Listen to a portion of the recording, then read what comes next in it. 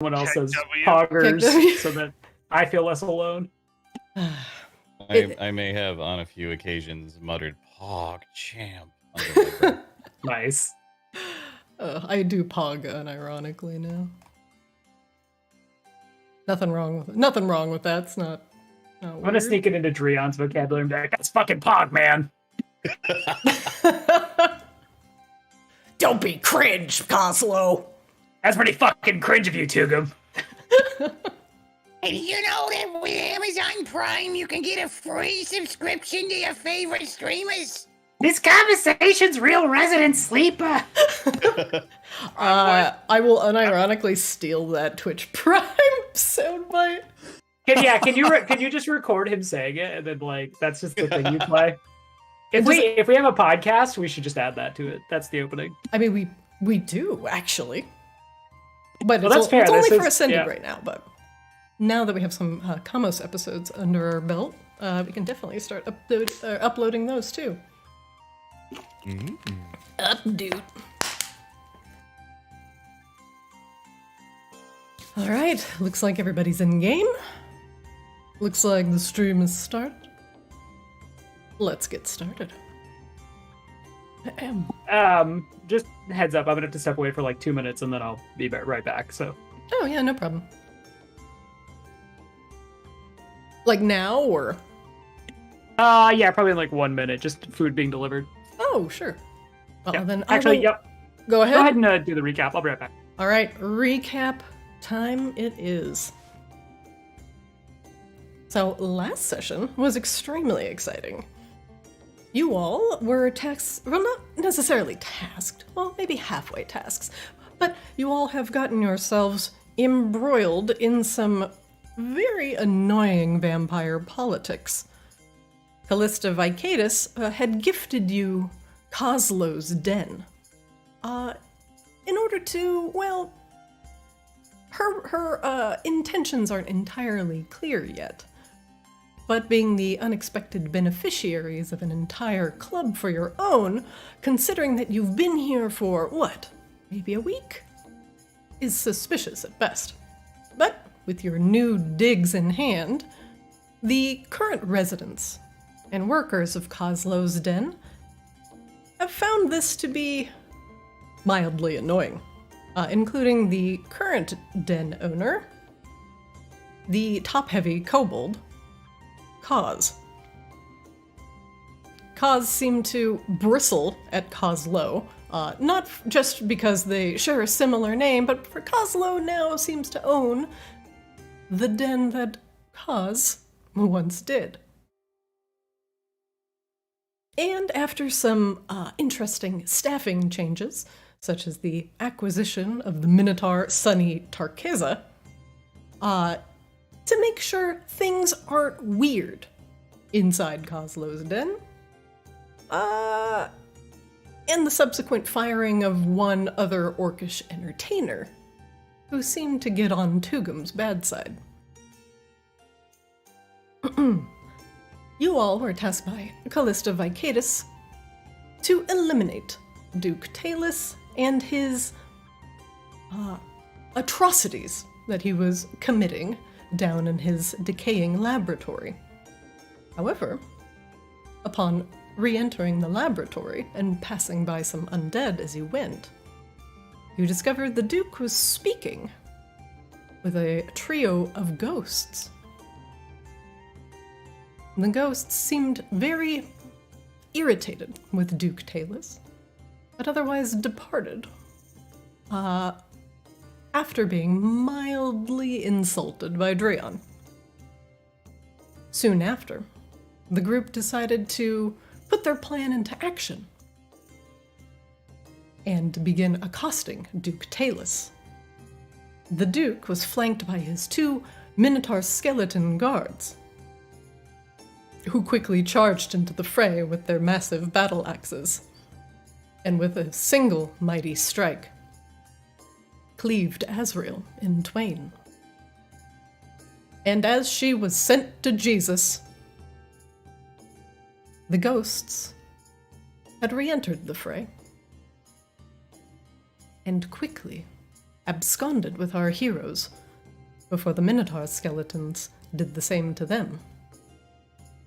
And grabbing Azrael's rent soul from the ether, you all traveled across the ethereal realm into a place where only the spirits lived. And there, a confused, well, maybe not a confused Azrael. Azrael has had this happen before in various occurrences. But Azrael's soul has been slammed back into her body. Or excuse me, into their body. And the spirit there began to tell you a little bit about Maginox's history and the place of the Umbralis house within all the politicking. And now, saved by House Umbralis, the House of Spectres and Spirits, you all seem to owe them a pretty big life boon, a life debt. One that they have not called on for you to repay. However, if you still wish to carry out the facade that you are working for Callista Vicadus, you may. Now you return from the realm ethereal back to Kozlo's den, Azrael being extremely hurt for the wear. But you find that this is your really only quote-unquote safe haven within Maginox. The Umbralis clan has briefly asked you to put an end to Duke Talus's experiments, and namely, stop his procurement of corpses for his experiments, and has told you that some irregular activity has been seen at a graveyard outside of Maginox. And a wisp is now your constant companion. It has hid itself within Azrael's backpack. You walk back into Kozlo's den, and that's where we'll start today. Azrael, you actually have 2 hit points.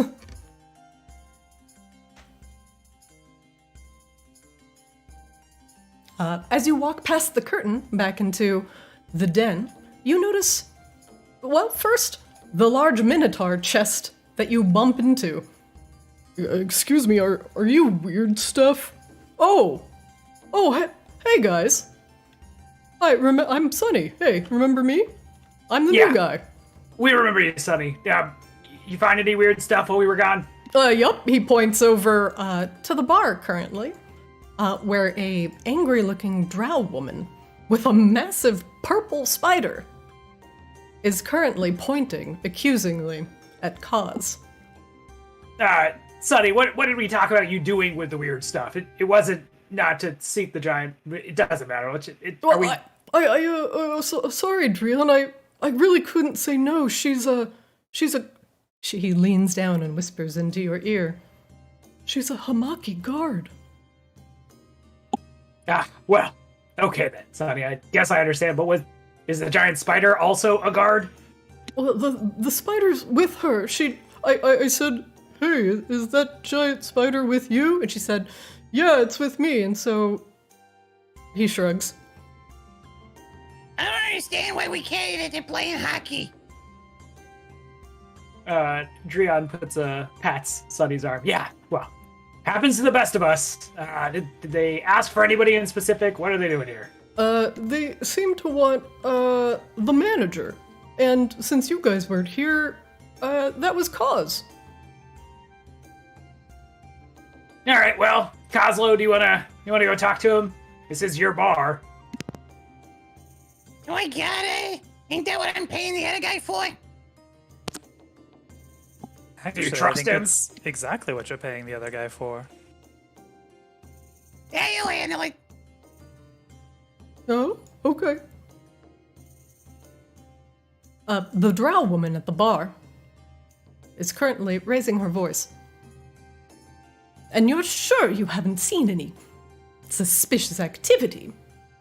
I know your den is a hotspot for scoundrels and gamblers. Kaz shakes his head. Drian looks at Kozlo, kind of waiting for him to do something. Kazo like slowly inches just slightly closer, trying to not attract her attention, but also trying to overhear the conversation. Well, listen, lady, I just work here, and in fact, I'm not even the manager anymore. No, it's not true. I paid you to be the man. Oh, what is this? The drow woman whirls. The spider also.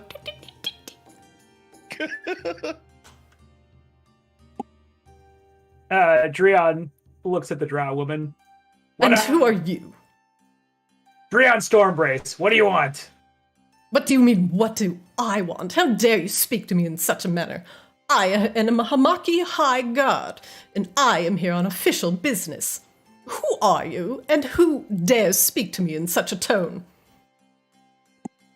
Drian puts his hand against his forehead and just rubs at it. Lady, it's been a really long night, and you honestly have no idea. If you actually need something, you can let us know, but, let's drop the pretense. I'm just here for information, and if you can give me what I want, I'll be out of your hair. What team do you play for? Sorry, what was that, Kaza? What team do you play for? I play for... What do you mean, play? I'm a member of House Hamaki. Yeah, what team do you play hockey for? She squints. I do not play hockey. As the half-orcs back home would say, sheesh. So you guard the hockey players or something? It's Hamaki, Kozlo. Hamaki, it's a house. She turns. Now, tell me, have you seen any... She leans forward. Any of those that bear this mark? She slides a piece of paper across the table to Kaz.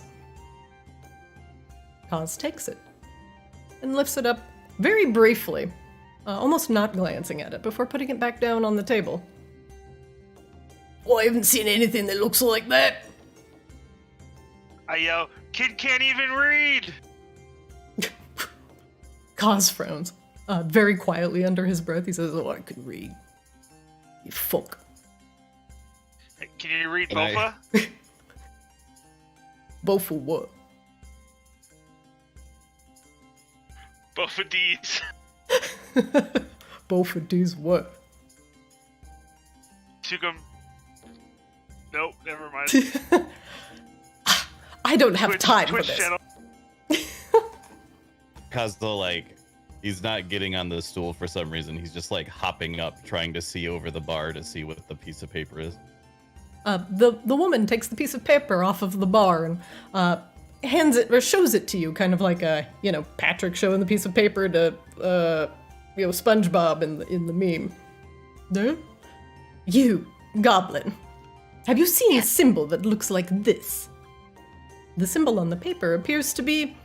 Make me a religion check, please.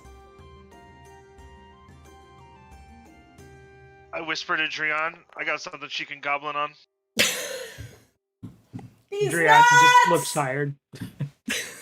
I had to yell it. I had to get it out. 13. Well, that's a symbol that you're vaguely familiar with, not with the deeper details of it, but it is a basic symbology of followers of the light.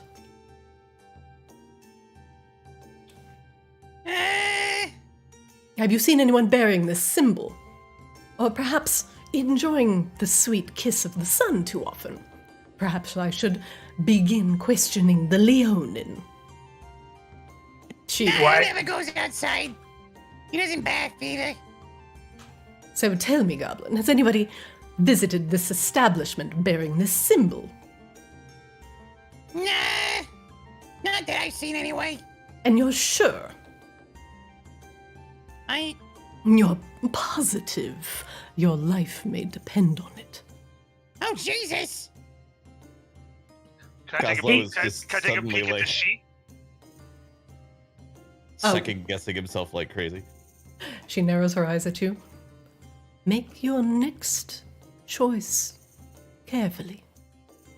Drion steps forward and gets between them. He said what he said. The Kozlo drow- chooses to pee himself. Chooses like, this is a good time. It's a The woman goblin looks you up. defense mechanism. Love me. The drow woman eyes you up and down distastefully. And you, Sun Kitty. No bearers of the light entering this den of yours. No, lady, he's a cat, not a bear. Drion, again, just looks increasingly tired. You We've been here about 2 or 3 days total, and no, in the time we've been here, we've seen no followers of the light, whatever that means. Hmm. Can I choose to look at the paper, do a check to see if I know it, but withhold any information if I do? Absolutely. Make me a religion check.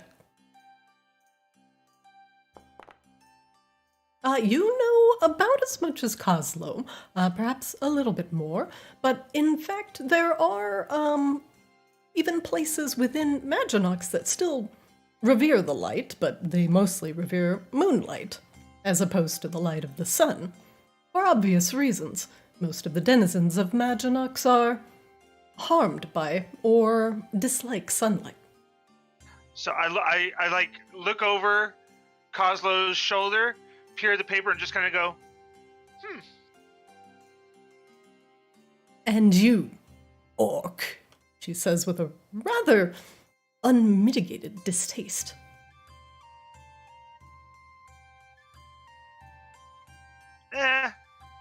not interested. Perhaps I should take you all in for further questioning. The spider behind you chitters. Wait, are we going to a hockey game? You just might very well be. A figure comes out from behind the curtain and coughs politely. What is it this time? Oh, Callista. I'll have you not bother these ones anymore. They're not a part of your search. I can guarantee it. They're working for me.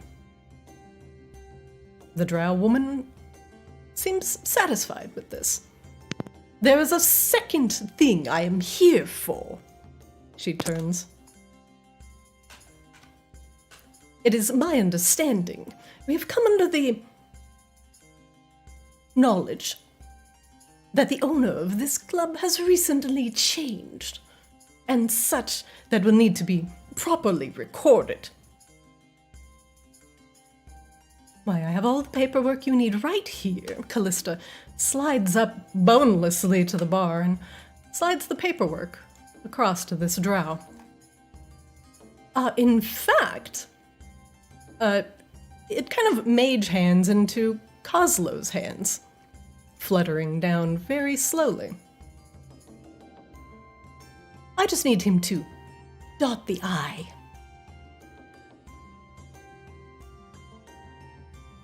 Kozlo looks very closely at it, trying to find an I that needs dotting. Do you read the contract? I don't know if Kozlo would read the contract. I'll do it this way. What is this? Oh, remember, it's what we discussed. The finalized property deed for your new club. And I just yell, and your livers. Oh, no, those weren't a part of the deal. You actually get to keep your livers. I don't need them. I don't know, Kozlo. She might be taking your liver. The Having contract. said that, Kozlo is now looking at the contract very closely to make sure it doesn't include that he's losing his liver. The contract states that all of now renamed to Kozlo's Den or will all go entirely to Coslow Greenfinger. In the case of his sudden departure, we'll go to the Vicadus family as wardens of the club. Other than that, it says that the club isn't owned entirely by you, and everyone that currently works there will now work for you. There is no mention of your friends or allies on this contract, and on the bottom of it, it says Coslow Greenfinger with a line for you to sign. And Callista, as she sees your eyes go to the bottom of the page, floats over a quill, fresh with dark red ink. Just dot the I in Greenfinger, and we'll be good. She smiles.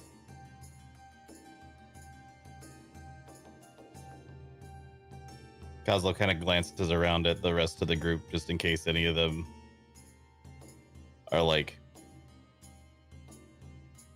giving him shifty eyes or whatever. Drion just very gently lifts his shoulders in a shrug. As All right, yeah. I Sure. noticed that Kozlo's looking around as he's looking at the paper.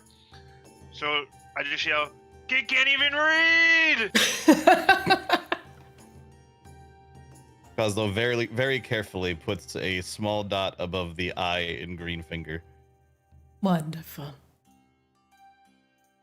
And the contract floats back over to you. She looks at it, frowns. I'm going to need you to sign above the line, as well as dotting that I. Good job, though. Oh, why did you say that? He signs it. Forgive me. She takes the contract, rolls it up neatly,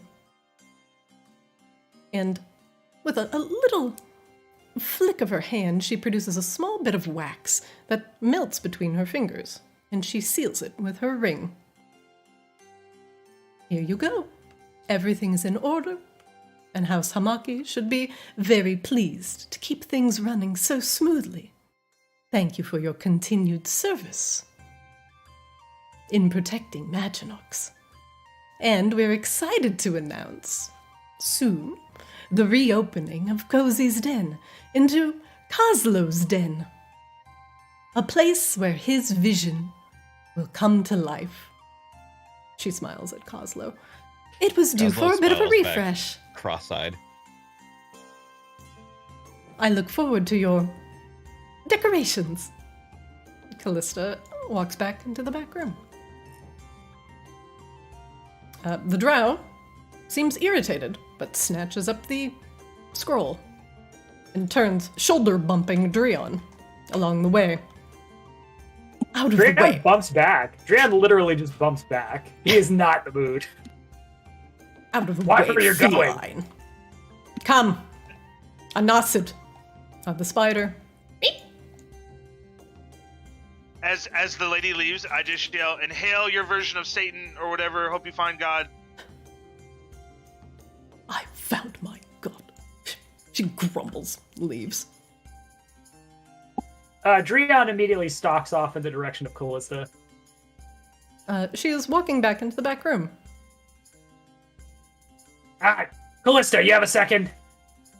Drion, my new business associate. What can I do for you?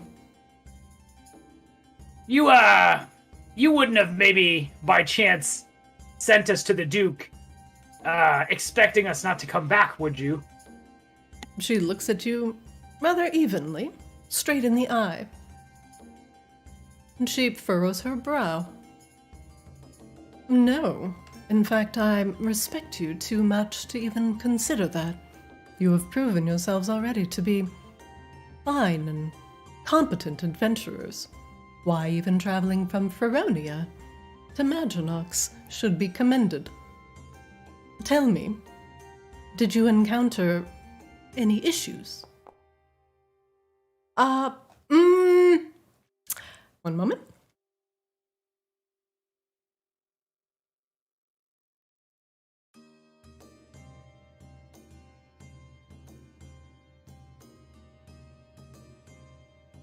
She is lying, But she's not lying for the reason that you think. It is not that she intently sent you to your death. She very much intently sent you to kill Duke Talus. And if you were to die in the process, that is irrelevant.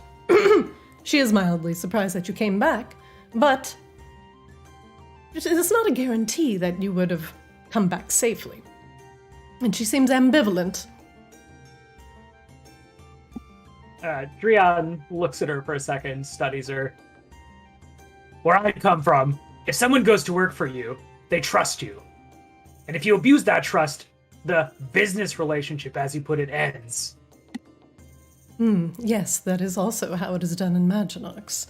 However, you also do know that Maginox is fraught with danger, and as you intertwine yourselves with the various houses, there will be many more willing to, or eager to kill you, or to garner and gather your secrets. I will not lie to you further. These people are dangerous, and they are a threat to your life. And to be frank, I do intend to use you for my various ends. However, as in a business relationship, I do intend to compensate you accordingly. You can decide for yourself if you consider that wrong or right. I have tried to gain your favor, as I do see you as competent, and it would be mildly annoying to see you depart this realm so quickly. Drian just remains pretty evenly gazed, and he looks at her. The Duke's not dead. She scowls, but says nothing more. Was there a problem? Actually, come, bring your friends to the back room. Let us discuss what has transpired. Drian walks off.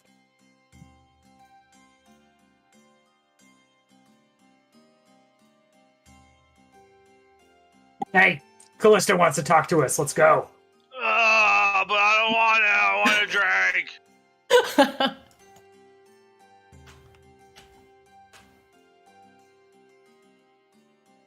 Can I intimidate the bartender real quick?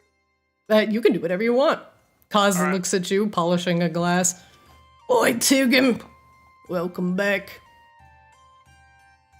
I just do the move where you throw both your shoulders back to make him flinch. Huh. He drops his glass. I'm fucking shite! I just laugh and walk away. Bully style. You hear cursing as he's cleaning up glass.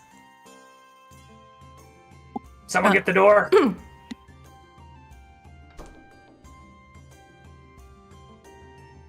Well, welcome. Sit. Drian just walks up to her, in front of her, doesn't sit. When we got to the Duke, he had 2 Minotaurs with him, not to mention a whole bunch of ghosts that were meeting with him. We tried, we got the best jump we could. Those Minotaurs fucked us up, if I'm being honest. Calm We down. barely got away. One step at a time. First off, when you went back to Talus's domicile, tell me about the ghosts that were there. Who were they? Drian shrugs. Ghosts. They were talking about some kind of deal. After we got in there, for some reason they left. That was the end of that. Make me a deception check.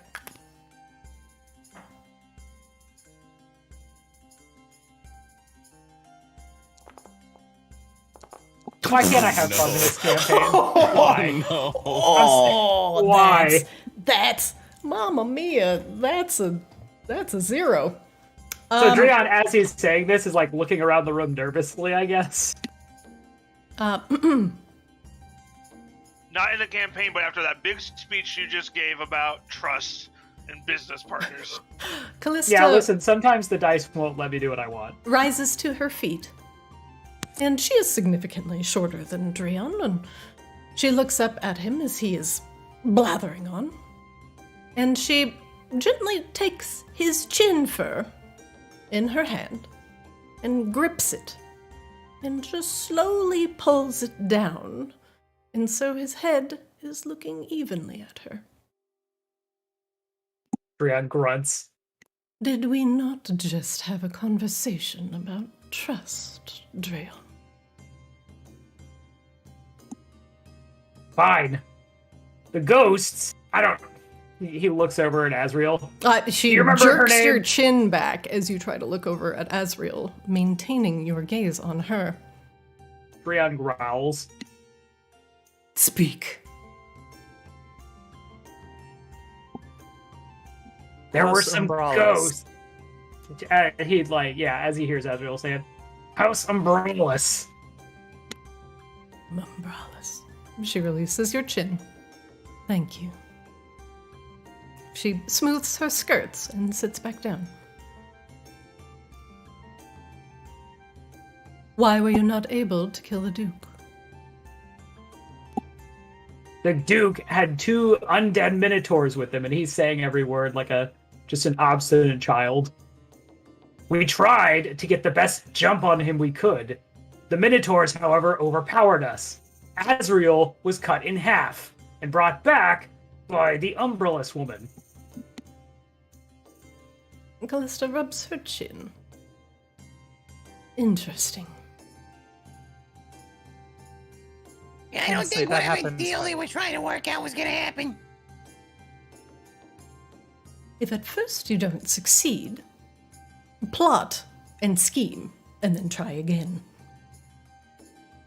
She motions everyone to sit. Now that we got that out of the way, let us make our next plan.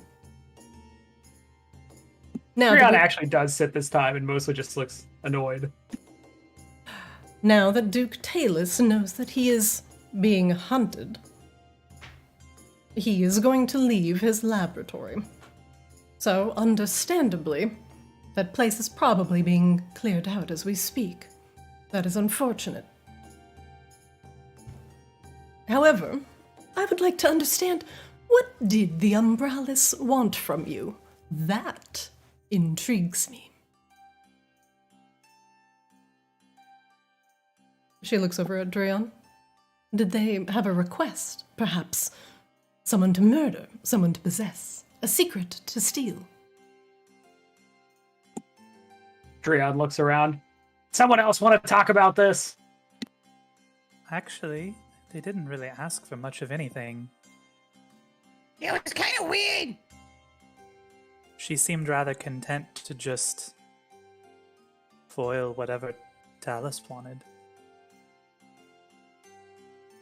It appears that, at least for now, we share a common irritation. Whatever the Umbrellas wants you to do, I want you to report it to me. Let's meet here. Well, if you wish, we can meet nightly. Otherwise, I would be interested in getting regular updates on your escapades. Duke Talus will need to be found, and his next plan will need to be uprooted.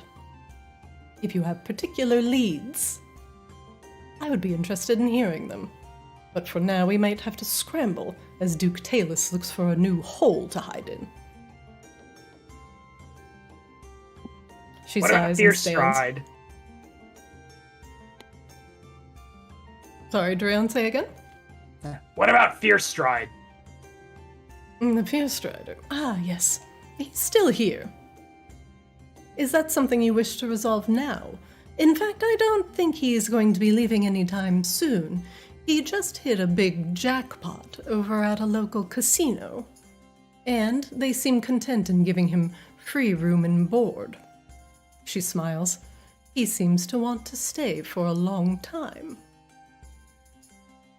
How convenient. Drian just grunts. Fine, we'll handle him later. I assure you, we will keep him here as long as you wish, Drian. And he will love every minute of it. She laughs. If that's all, I believe our business is concluded for now. I will look forward into your reports in the coming days about Duke Talus. and your relationship with the umbrellas. They are, curious people. Oh, by the way, she looks over at you. Ghosts don't really have any sort of respect for privacy. I do. And when you see a ghostly face in a painting or in a mirror one of these days, watching you, curious to see what you're up to. She shrugs. I wouldn't be surprised.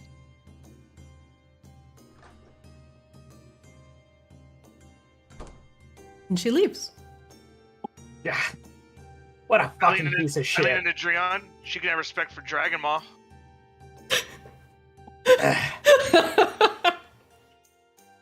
Sorry. Drian looks over at Azrael. At least the umbrellas woman helped you. Yes, she did. I guess. Nah. Everyone's still pretty fucked up, right? Probably just best just to get some shut-eye. I feel fine. Yeah, too. true. Yeah, you guys didn't take any damage in that fight because it was short. Yeah. The Wasn't Tugum, like, almost dead? Tugum took a lot of damage too. I think he just reset because of D&D Beyond, but that's totally fine. Okay. The Wisp I seems did to. cast a heal on him also. but Oh. yeah. That is correct. I don't think it healed him to full. I don't remember though. It's all good. Because I do believe you guys are probably planning on resting sometime soon. Azrael, the wisp kind of floats out of your backpack and hovers in front of you. Oh, hello. It makes a tinkling noise. And no, it doesn't sound like, hey, listen.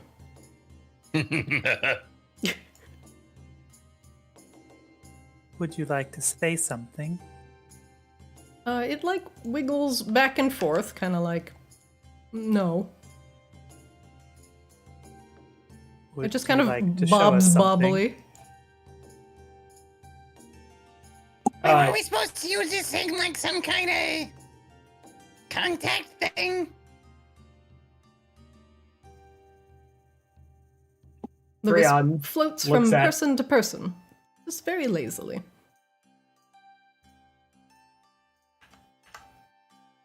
And that's it. It returns to Azrael, and it floats in front of them.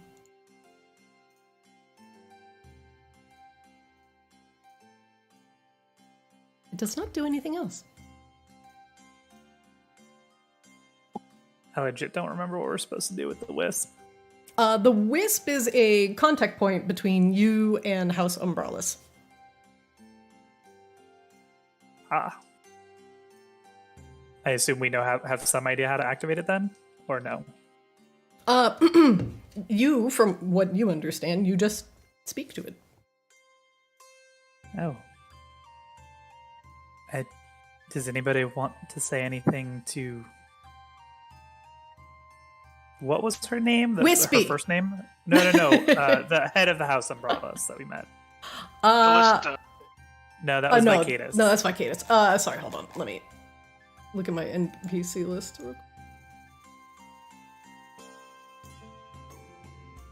Where did you go? She was just here. She was just here. It's Lena. It's Lena. Does anybody have anything they'd like to tell Lena? No, I don't really think we divulged any secrets. Not that we really had any to begin with, but Drian just shrugs. The echoey voice of Lena seems to come from the wisp.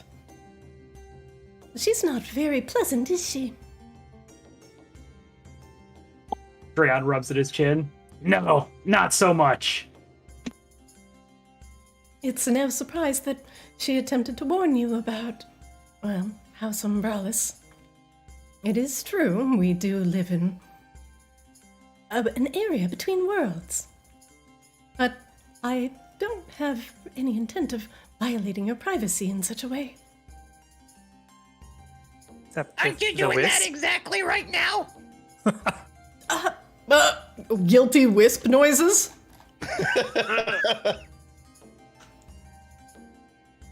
I assume that if you didn't want me around, you would put me out of hearing range. The wisp bounces. Oh, okay, so I was very curious. However, Yeah.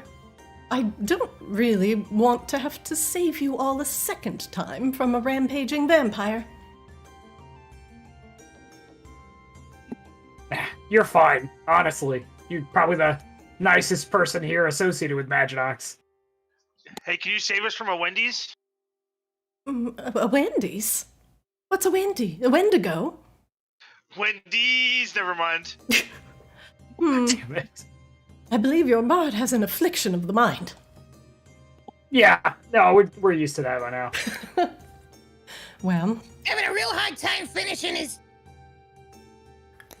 No, you start. But Drian does actually kind of chuckle for a change. well. It seems like, at least for now, Callista's not going to get in the way of what we want to accomplish. And frankly, well, we should try and put Duke Talus's experiments to rest. The dead that are dead deserve to rest. And so, get some rest tonight, for your mortal bodies do require some energy. The wisp seems to giggle mirthfully. It sounds like a tinkling of bells. In the morning, I will lead you to where we need to go. Drian just nods and walks over to the place he slept last time.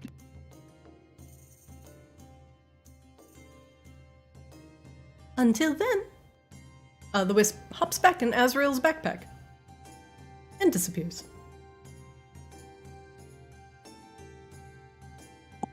Drian pulls out his playing cards and just begins sorting through them aimlessly. Azrael, Kozlo, Tugum, what are you doing?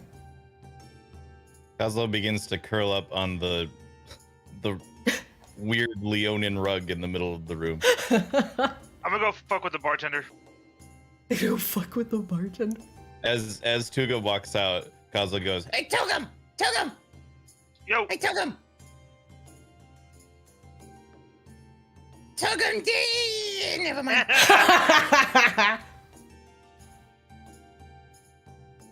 All right, get out of here.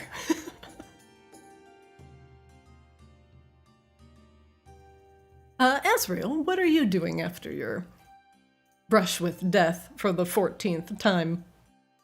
Azrael just wants to sit still in the same spot for 4 hours.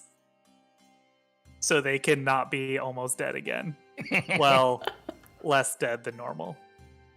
All right, and with that, and some drinking and debauchery happening, and some harassing of poor Kaz the bartender, would you all like to take a long rest?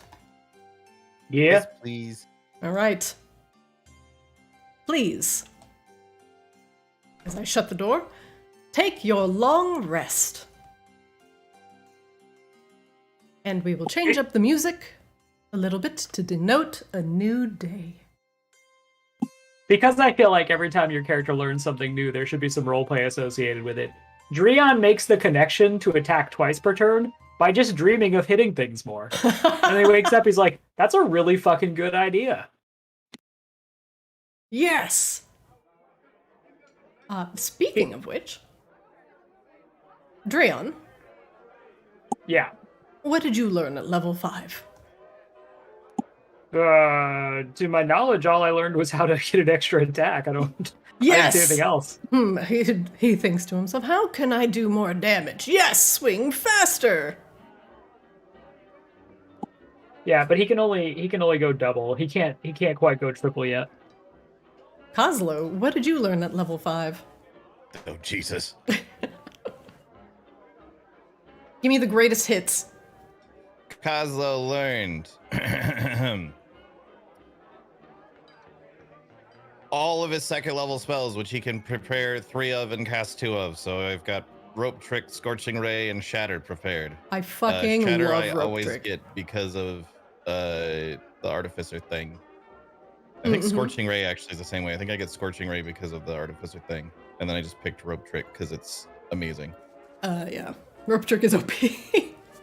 I also learned Detect Magic, or I can now prepare it. I keep getting confused because I don't actually learn spell. Like, I know all the spells, I just have to prepare them as an Artificer. Yeah. But now as prepared spells, I have, as first level spells, I have Alarm, Cure Wounds, Detect Magic, Fairy Fire, Shield, and Thunder Wave. And also my grenades got better. They do Ooh. 2d10 damage now instead of 1. Oh my god. Dog. That's so much damage. And there was Get 'em. something else which I have forgotten. Let's see. Azrael, what did you get at level 5? I think all Azrael got was 3rd level spells. Yes. Okay. I think Good, that is good. all that they got. What did you take? For today, I have, well, as a Twilight Domain cleric, they always have Liamon's tiny hut prepared. Oh, And because the it's return always of the hut. prepared, they can use it as a ritual. Nice. And Aura of Vitality is the other Twilight Domain spell. And then for today, I have taken Dispel Magic and Spirit Guardians for their 3rd level spell Very nice. options. And Tugum, what did you learn at level 5? Slow. Slow. Good spell. Any cool bard stuff? I don't know how to know if I got anything. Let me take a look. Do. Let's see. Maybe versatility. Also, if you click on any of your abilities in your character sheet in Foundry, it'll tell you like when you learned it too. So just in case. All right. So, you all decide to take a long rest once again in Kozlo's den. And although the VIP room is not exactly a hotel room and doesn't really contain any beds, the couches seem to make do. And as the night turns into deeper night, back into the quasi-semblance of morning that comes up over Madronox, the music changes into something a little bit more spry to get people up. And the smells of bacon, eggs, and pancakes begin to waft throughout the den. Your long rest should now be complete, and a new day dawns. All right, are we supposed to go somewhere? Is that the wisp was saying? Yes, Wispy will lead the way, I suppose. The wisp bounces a bit. Are we all ready to go? I was gonna ask. Do we have time for breakfast? Yes, of course. Make sure you prepare accordingly, just in case there are any problems. I do not want anything happening to you. Please. Well, where else took him? Already getting breakfast. Since Azrael doesn't eat food, I believe somebody at some point told us that there were secret tunnels leading into Cozy's den a while ago. Azrael's going to spend some time in this room to see if they can find any All right. secret entrances. Make me an investigation check, please. I like that Kozlo and Drian both went at the stool at the same time, and Drian just kind of like booty bumped him off. Azrael, your first thorough search of the VIP room seems to turn up nothing.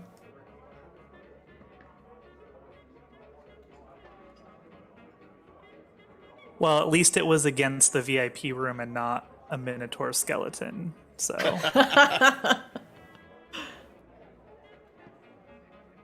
Meanwhile, at the bar, Kaz brings out a plate, a very large plate, of eggs and bacon. Not individual, but a family-size serving, and plops them in front of you all. I ask him if he's spitting these. I didn't spit in your gut!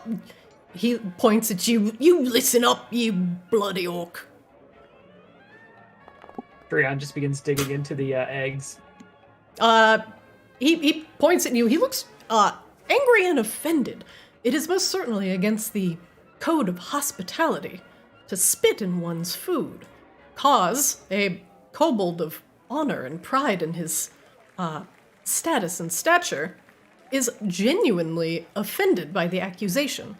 And even though you don't seem to get along, he will never tamper with your food.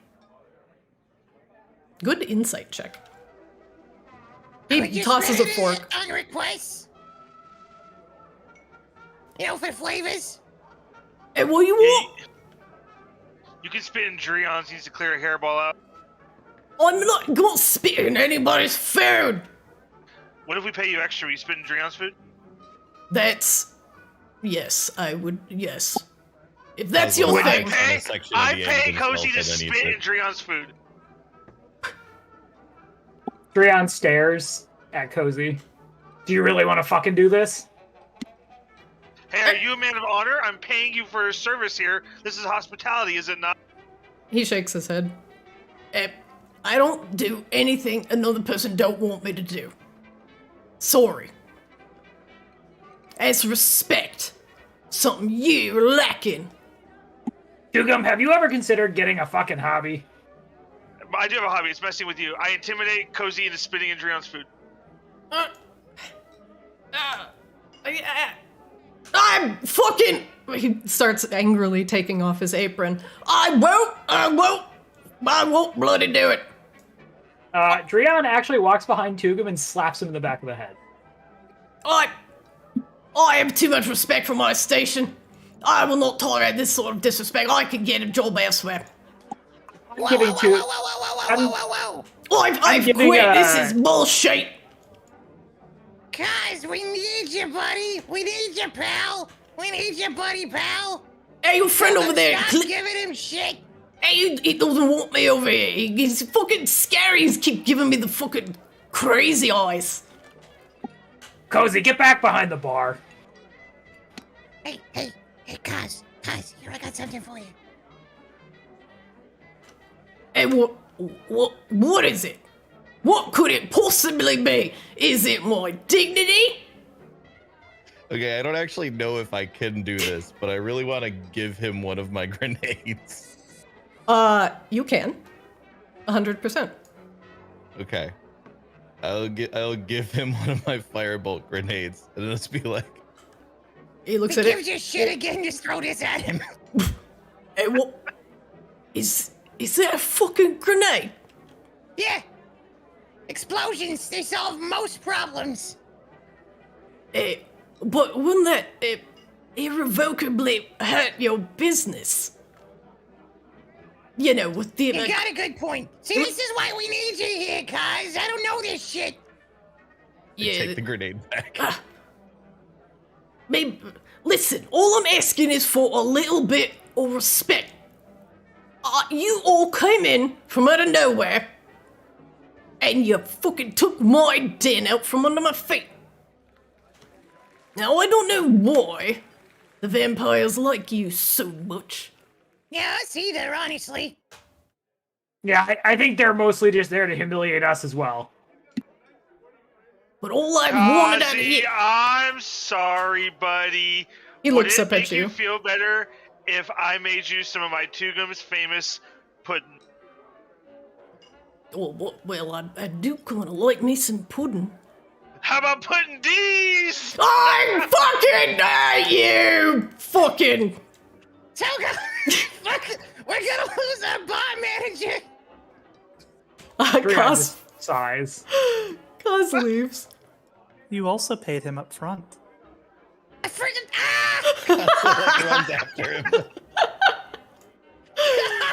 Guys, the door clicks closed. Perhaps if you run, you might be able to catch him. Yeah, Kozlo's just like hauling ass, just like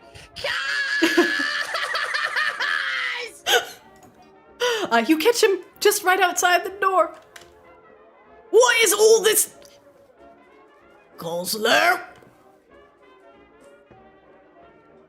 Hey, buddy. How you doing? I'm gonna fucking lose it. I'm gonna fucking take your bot and I'm gonna sell his kneecaps on the black market. Well, if you do that, just give me like 10% off the top. Deal. Did your bot friend, does he need his legs? 'Cause I know a guy who knows a guy who can definitely alleviate him of his mobility. Yeah, I don't think he uses those for the bagpipes, so probably not. God, if you can ensure his mouth stays on his bloody bagpipes. As opposed to... He like, his lip quivers. I got a family. Yeah, you know what? You got a bigger family now. We're family, guys. Oh. He like wipes a burgeoning tear from his eye. Kozlo gives him a super awkward goblin hug. Kozlo, I am going to have you make me a persuasion check. Maybe I should go and check in on my family, you know. Take the night off. Yeah, what do you think, boss? Yeah, why don't you go ahead and take the day off? We'll come back tomorrow, we'll all be better, and maybe Tugum won't have his legs anymore. Oh, God, that would be fantastic. Alright, Kozlo, I'll see you tomorrow. See you later, buddy, guys. And Kaz leaves, walking down the streets of Maginox. Kozlo like walks straight up to Tugum, just gets right up on him and is like, I friggin' paid that guy already. If you're gonna make him run off, wait until his pay's gone. I just laughed through a mouthful of bacon. Well, you are currently out one bartender. Don't worry, Kaz. I'll take care of this problem that I started. Sonny, guess what, buddy? Don't you friggin' do that.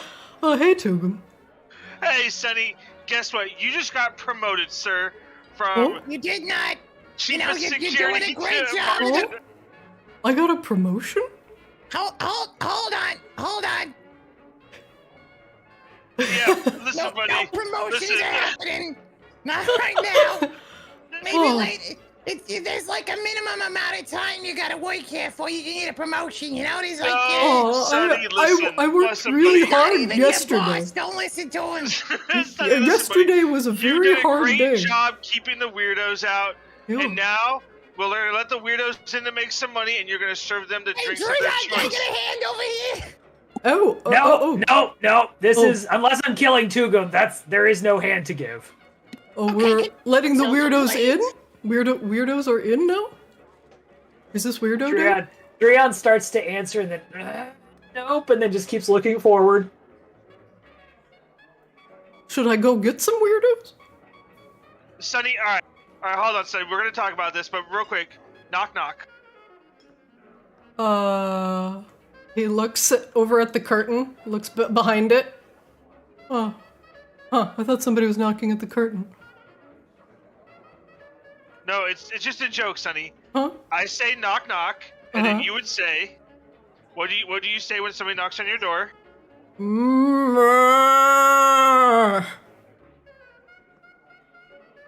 Alrighty. Kazo, you have fun with this guy, I'm out here. Oh, does he not speak Minotaur? No, I don't speak Minotaur. That's like a goddamn Minotaur to you.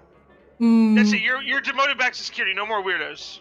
Took out my sweat and whatever friggin' deities we got around here. These grenades I got, they can work as suppositories. I'm just saying. Kazo, what are you again? What do you mean, what am I? Yeah, You what can't are just ask people what they are, Tugum. Yeah, Sure you that's can. considered rude. You shut up, Sonny. Oh. What race are you, Kozlo? He is a goblin. No, I want him to say it. Oh, okay. Oh god. I'm a friggin' goblin. How about you, Goblin on D? Alright, Tugum is fucking banned. Okay. All right, Drew. At that point, Dreon turns around and throws the net. It is a net and it's tiny. If we're done harassing our staff, can we go now? What's your I AC, gotta get a Tugo? bartender for the rest of the night. The net does hit and it does flop around Tugum. Tugum, you are surrounded by a net. Pull out my bagpipes. Oh, all right. Dreon follows this up by getting on top of Tugum and pinning him to the ground. Did you want a strength check, Christina? He is restrained. Your grapple check would have advantage. All right. Let me see. Tugum, How do I roll? do how do I you roll resist grapple? being slammed on the floor? It is a athletics check. I do an athletics check. You would do athletics or acrobatics. If you do acrobatics, however, since you're in a net, it is with disadvantage, so I suggest doing it with athletics. You must roll higher than a 24. Dreon takes your shoulders, or your body, and puts you to the ground in a show of lion-esque dominance. Dreon looks down at him. Listen up, you annoying fuck. You're not the first person I've dealt with who thinks he's funny. And that's fine, and sometimes you are. But you need to fucking learn the right times. You have managed to string together 7 or 8 times that are not the right time. So I need you to rein it in so that we can get shit done. Do you hear me? Oh gosh. Word cut out. But I don't know. I didn't hear what he said. But all I say in response is, "Me, yeah. Somebody's a feisty kitty today." Dreon's gonna hit him with a bare fist. You can make an attack roll. It's with advantage. That does hit his armor class.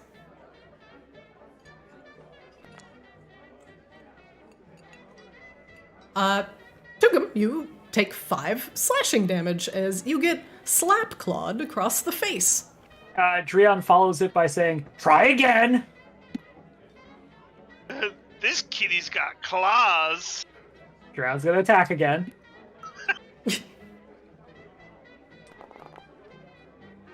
Drian, you lift your arm and Sunny grabs your wrist. Not hard, just gently.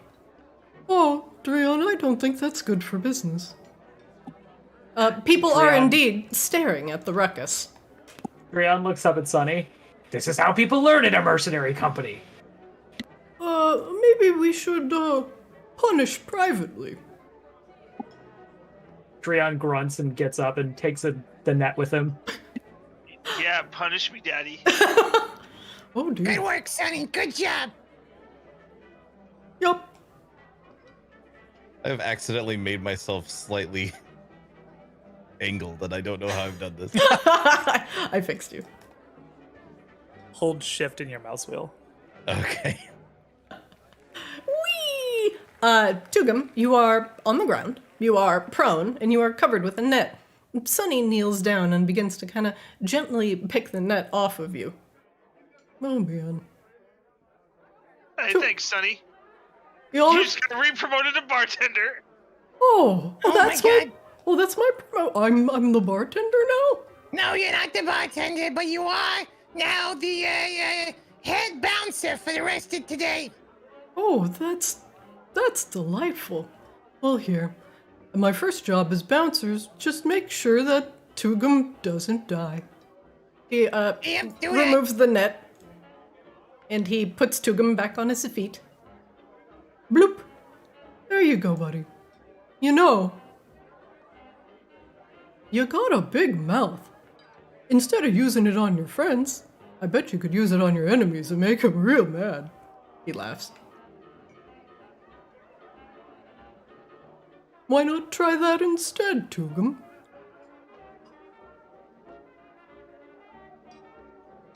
Tugum sort of like smirk laughs and just goes, yeah, maybe. Yeah.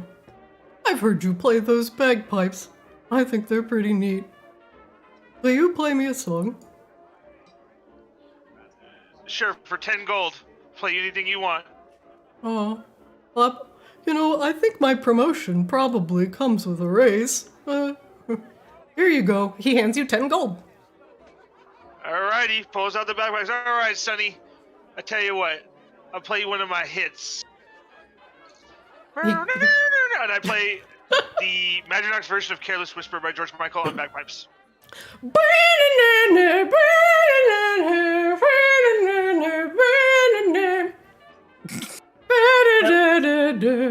I start dancing around Drion as I do it, and I do not break eye contact with him when he looks at me. I don't get it. Do you want to get your head cut off? What is this? What's the game here? Sunny I claps. don't get it. Do you not have a stop playing for a second. Do you not have a sense of humor? Oh. I had a sense of humor the first 3 or 4 times you did this. We're on like the 700th time. It's not funny. It's annoying. He taps Drian on the shoulder. Excuse me, Mr. Stormbrace. I paid for this song. Can I get some silence? I go Drian back to looks playing. excited. I go back to playing. He looks at you like not rude, just like cow-eyed and earnestly. I like the bagpipes. They remind me of my mom singing. That's great, Sonny. Why don't you take you and your song over to the other side of the room? Okay. Come on, Tugum.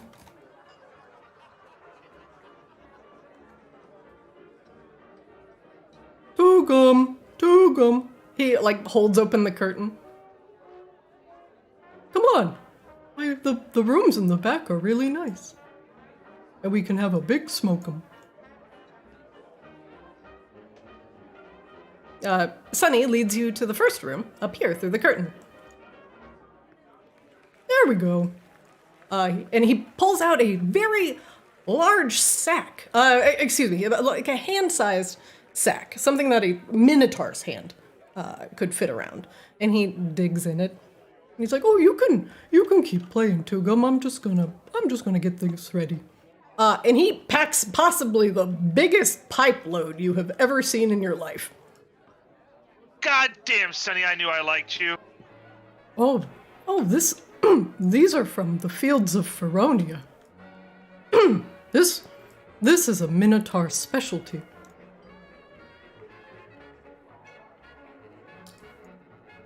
Meanwhile, while apparently there's a bagpipe and pipe session going on in the back, Azrael and Drayon. Perhaps we should get back to what we were doing? Do you want to bring that along? Do you think we would get anything done? Well, if we're going someplace with a lot of undead, things happen. People get eaten. A lot. I don't want to kill the kid. That's not what I'm looking to do here. I just... When zombies I have this, to eat too. When I've dealt with this in the past, the quickest way to get someone on board is with a fierce ass beating. So maybe we go outside, he fucks around some more, then he finds out, and then maybe he comes around. But zombies do have to eat too. Why? You keep saying... Why? Why do they have to eat Azrael? He looks legitimately confused. Why? Huh. That's a good question. I never thought about that. I mean, I just assumed they always need to eat. They always want to eat. I mean, yeah, but it's not really like a thing we are trying to set them up to do or really allow them to do, right? If that happens, usually someone dies. Right. Azrael looks at you, kind of perplexed. Drian just fucking puts his head in his hands like, oh, I miss the old company. There's like a knocking on the end of the bar as a bar patron is rapping his knuckles on the bar. Can I get some service? Kozlo has walked over to this barmaid and is beginning to ask her if she has any bartending experience. The barmaid looks down at you. I do. You wanna, watch the bar until Kaz comes back? She looks around. I think I can manage. It seems like the patrons are going to have to, understand that food service is going to be a little bit slower. Drion looks to the guy demanding service and just takes a deep, labored breath. The barmaid comes up as you breathe and places a hand on your shoulder. What can I get you, sir? Anything? An ale? I've been sitting here for 15 minutes. Oh. Blow it out your ass, pal! What? Walks off. We're dealing with Drion thinks about it. Some restructuring. Sorry. The ghoulish-looking man on the end shakes his head. All right, one ale coming right up. Slow. Azrael, come here for a sec. Tugum, we're leaving. Come. Tugum is taking fat rips with Sunny. Yep. The whole barges area in. is just covered in a thick blanket of fog. Sunny looks up at you with bleary red eyes. Oh, hey. He hands you one end of the pipe. Sonny, do you not have a job to do? He looks at Tugum and back up at you. Well, I thought I was supposed to keep the peace. And he looks at Tugum and looks at Azrael. Azrael just stares at Sonny. I thought, having a good time with Tugum and showing him the best of Ferroni and... Shut up now. I have to go be a hero to Madronox. You need to go watch the door. Thanks for the weed. Oh, man. Thank you, Sonny. Yep. Please, finish up in here and then go watch the door. I give Sonny his 10 gold back. I go, here. Oh. You don't need to give me this. Gosh. And all you hear from the top room is water sounds. Sorry, I don't have a here. Oh, I do have water here.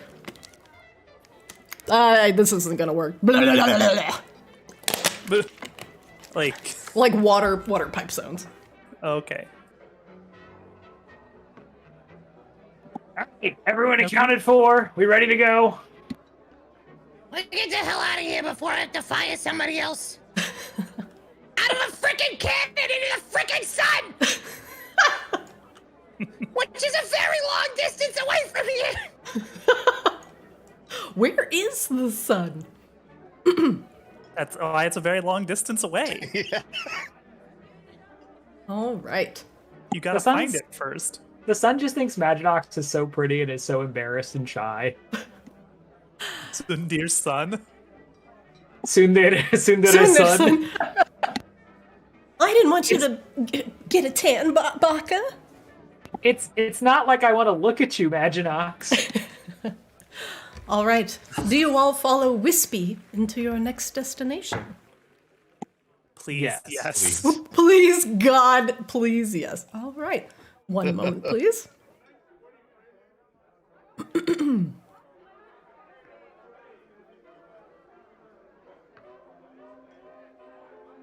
Hey guys, can we name the Wisp Philip? Sure, it just does nothing. It's just best to not engage. The Wisp takes you off of the beaten path, out of the main streets of Maginox that are currently full of celebration and happiness. People drinking in the streets, eating delicious food, and engaging in revel and debauchery. And as you leave the creature comforts of Maginox and head out into the wilds, the wisp leads you away from the city and away from the mountains to the south.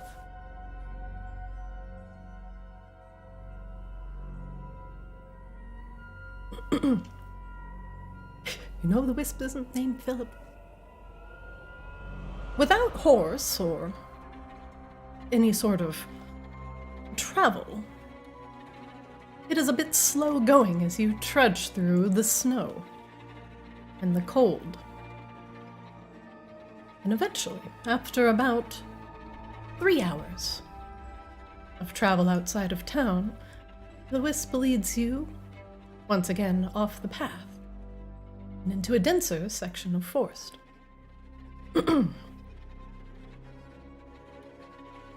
I know this graveyard is... this cemetery is very, very far away. The wisp kind of titters. But it seems to have some sort of importance to Duke Talus. Let's find out what that is, shall we? Drian nods. And you are at the entrance of the graveyard. The wisp floats in front of you for a brief moment as I bust out my wisp token once again. One moment, please. I briefly lost it. Wisp, come back! Ignore that, I randomly hit the net button. Net! Drian's gonna throw the net at the wisp. The wisp just goes through the hole. Whee! Why did you think this would work? The wisp appears as you begin to step on the cobblestone steps of this dilapidated cemetery. This area is called the Dreamer's Graveyard. It was a special site long ago, where they took special sages and buried them here to honor them, and so they may rest peacefully. And here they have rested for many years. I do not know what Talus wants in this place, or why these bodies are interesting. But let's see.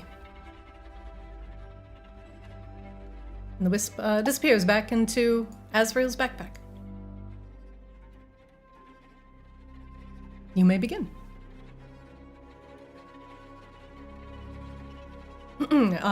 For what all you see,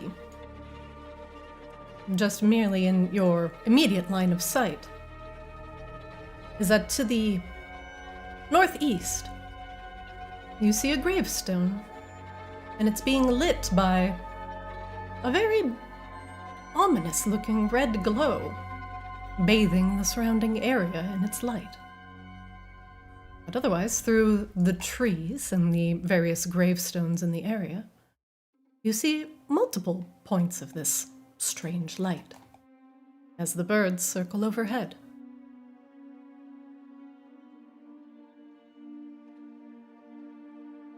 There's Kaza the will gate ahead. stare intently Oops, sorry about that. at the light and attempt to. He's just gonna see if he recognizes what it is. What appears to be 2 lanterns sit on the grave. And inside the lanterns, that you can see through the small panes of glass that surround it, seems to be a glowing red crystal. There are 2 of these lanterns here, emitting this light. And they seem to be just sitting next to each other on this grave, emitting their light in a ghostly aura.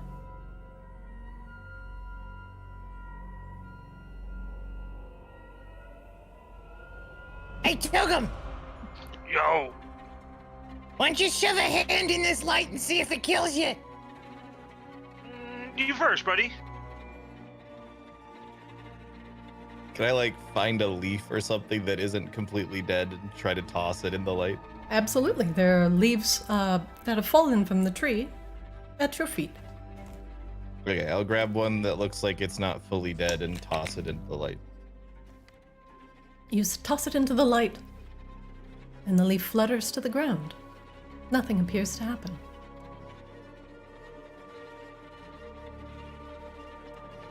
I will very carefully put like the tip of a finger that I don't like that much just into the like I don't feel like I need that finger as much, like my left pinky into the light. Oh my God, I thought you were gonna say a finger that I don't need very much, like Tugum's left pinky. Okay, you tentatively reach out and stick your pinky in the radius of the light. And after a tense moment, nothing happens. The light only seems to reflect a reddish cast off of your skin. Christina, is this a rodent of unusual size over here that I can see? That is indeed a rodent of unusual size. And in fact, you, Drion, Tugum can barely see it. Kozlo is currently paying attention to something else. But that does appear to be a very fat rat, probably about 40 pounds. Its back is to you, its tail curled around its body, and it seems to be looking at another pair of lanterns.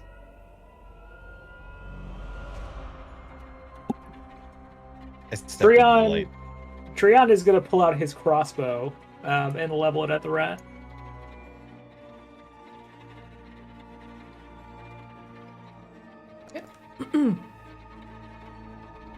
You take aim, and you send a crossbow bolt towards the rat.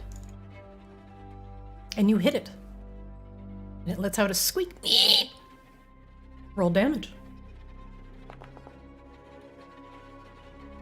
And it takes 8 damage from your crossbow bolt, and you see it embedded into the rat's thigh. 1 moment, please. Trion studies its reaction intently.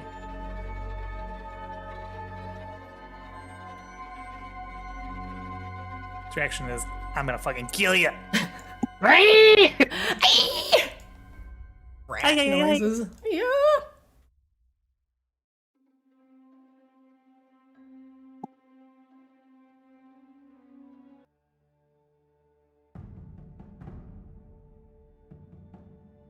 That's not what I wanted. Oh, hold on.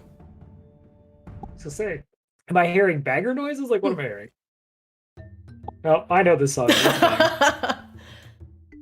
The rat with crossbow bolt embedded in its leg turns towards you with an unnatural slowness, and you see a baleful red glow in its eyes.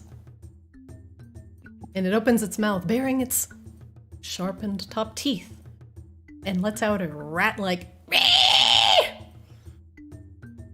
and the other rats soon follow suit, the other ones that were sitting next to it.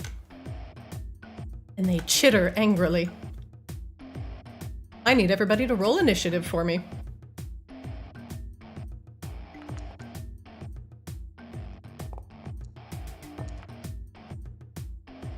Kozlo with a 22, Tugum with an 18, Drion with a 12, waiting on Azrael. Oh, there. Come on. There we go. All right, rat with a 17, largest ratus, and final rat. Very good. The sound of a crossbow bolt going off, followed by the rat's screeching.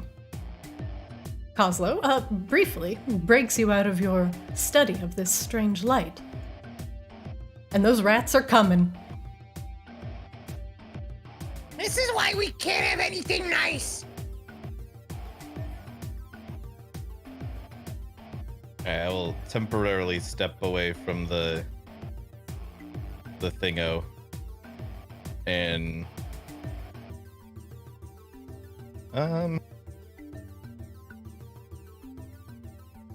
yeah, I guess we just throw a grenade at the one that's screeching.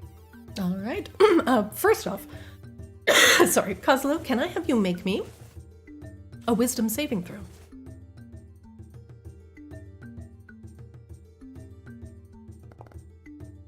Nope.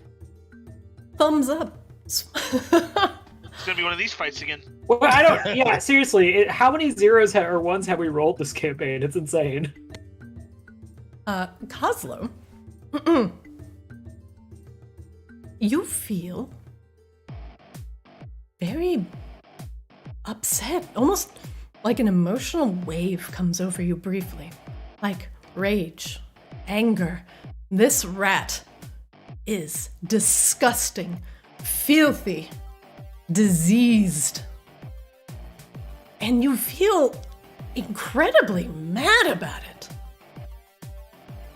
And in fact, Kozlo, if you hit and do damage, you are going to do additional damage. However, there is a downside. But we'll find that out later. I'm so friggin' pissed off right now! Dreon kind of looks back, confused by this. First we got all this shit at the bar, and then I'm trying to look at this nice thing, and now there's friggin' rats, and you guys are just shooting at the friggin' rats! Dreon tries to reason with him. Well, we could have seen where they were going if they were. Home! Kozlo, you're filled with a lathered rage. Actually, Kozlo, I won't consider you barbarian raging for the rest of this combat. Oh my. Oh dear. I don't remember what that does in 5th edition. I don't know what that means. Excuse me, let me read. In battle, you fight with primal ferocity. On your turn, you can enter a rage as a bonus action. You are already in a rage. While raging, you gain the following benefits if you're not wearing heavy armor. You have advantage on strength checks and strength saving throws. When you make a melee weapon attack using strength, you gain a bonus to the damage rolls that increases as you gain levels. You'll also have resistance to bludgeoning, piercing, and slashing damage. But if you're able to cast spells, you cannot concentrate on any concentration spells while you're raging. Your rage is too great. So keep that in mind. Normal spells are fine, concentration spells are out, and you will get additional damage. Cool. Well, my firebolt is not a concentration spell, so I'm gonna stick with my original plan of throwing a grenade at it. But I'm Good. angry about it. Burn them all.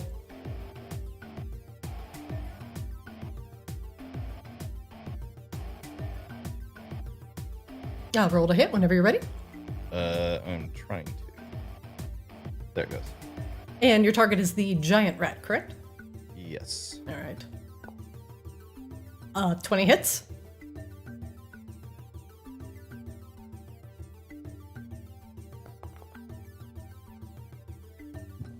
For 14 fire damage, you rage and begin to unleash fiery hell upon the poor rat. And he screeches as he burns. What was the additional damage on that? I just rolled. Oh wait, is it already there? Let me double Oh, check fine. the rage real quick. Your what level are you, Kozlo? You're level 5, 5. right? So your damage will be +2. Okay. So 16 total damage. All right, the rat is lit in fire, but with a crossbow bolt still in its leg, it is still alive. What else do you do, Kozlo? I just seethe for a second and start randomly grabbing around at my pack looking for bigger bombs. Next up, oops, I marked the rat as dead, no! A rat in the back begins to skitter forward, intent on, well, attacking whoever is closest. 5, 10, 15, 20, 25, 30. Almost comically, the rat scurries up onto Dreon. It's a small rat, and not necessarily a giant one, probably about the size of two clenched fists. But it fearlessly jumps onto Dreon, something that you've really never seen before in a rat. And it attempts to bite him.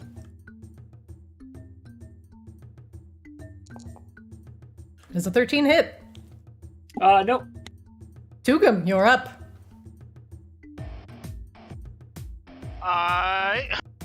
Is there only one rat available that I can see?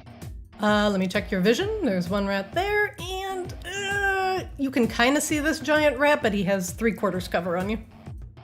It'd be really hard to hit him, but you can move if you want to get better line of sight. Alrighty, I'm gonna attack. I'm gonna do.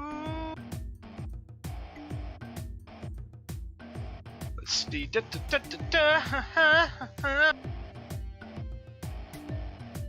I am going to.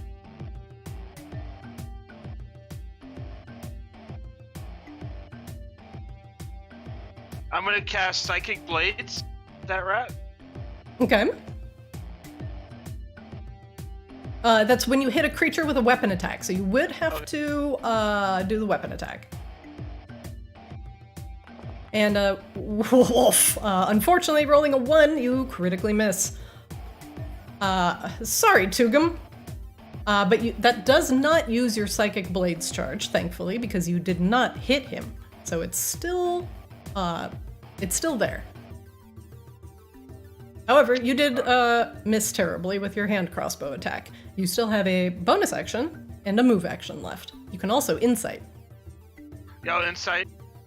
All right, what's your target? Oh, Jesus. Right. You can know 2 things. What's his HP is 1, Okay. and what's his vulnerabilities? 1 moment, please. There's his hit points. And the rat has no vulnerabilities. Yeah, I am my turn. All right. Next up, another rat moves forward. 3, 4, 5, 30. Azrael, you're up. The rats seem to be converging on your location. Azrael will step here, and we will use Toll the Dead on Big Rat Boy. That is a DC 15 Wisdom saving throw. All right. 1 moment, please. It fails. Do I do this one? Yeah, that's the one I do. It is missing hit points, so it does do the better damage. It So takes 8 necrotic damage. All right, the sound of a bell fills the air as Azrael tolls the dead for the rat. It clings to life. Azrael, does that end your round? We'll insight check the big rat. What would you like to know? It's been hit a lot. Let's maybe get hit points on this one. Sounds good. 1 moment, please. There you go. All right, that's it. Dreon, you're up. All right, Dreon's going to swing at the rat that is trying to bite it. Dreon just swings at it. Fuck you, man. A 10 hits.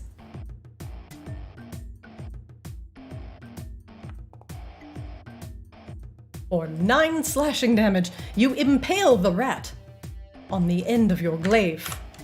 And with a screech, it dies. Oh, right. brave rat slayer. Yeah, we got demoted after last session is what I'm getting from this. Real bad. All right, Dreon's going to charge forward with his second attack and use all 35 feet of his movement to get to the rat.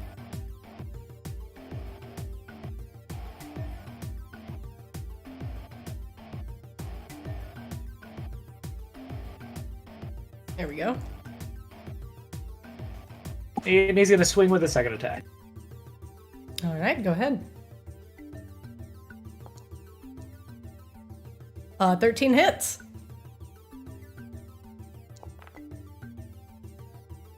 And with a pained squeak, you impale this rat on your glaive as well. Driana immediately hunches down and performs an investigation check. Drian, you notice as you impale this rat, it seems to not only explode in blood, as is expected, but a ethereal red mist escapes from its body and dissipates into the air. Make me an Arcana check.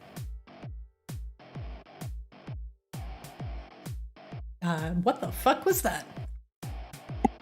Drion's reaction is basically that. He spies the other rat around it, but he's going to investigate and see if he can notice any other rats or strange things in the shadows. Alright, with a 20, you look about. And aside from this rat, and the rat that is currently approaching the group, you don't see anything else. Except for the two lanterns that are sitting here on the grave. Okay, Drion's going to end his turn. Alright. Squeaking in rage, the other rat approaches and attempting to bite Drion's ankles, again, almost humorously. It's all really rather sad. Kozlo, you're up. The rats seem to have red glowing eyes, and they are charging at you fearlessly. Very un-rat-like behavior. You are in a blind rage and do not care. I do not. So, dang, slightly too far. There's this one here if you didn't see it. Yeah, I was gonna run over to the other one because it was attacking Drion, but it's a little bit too far for me to get over there and still do a regular action, I think.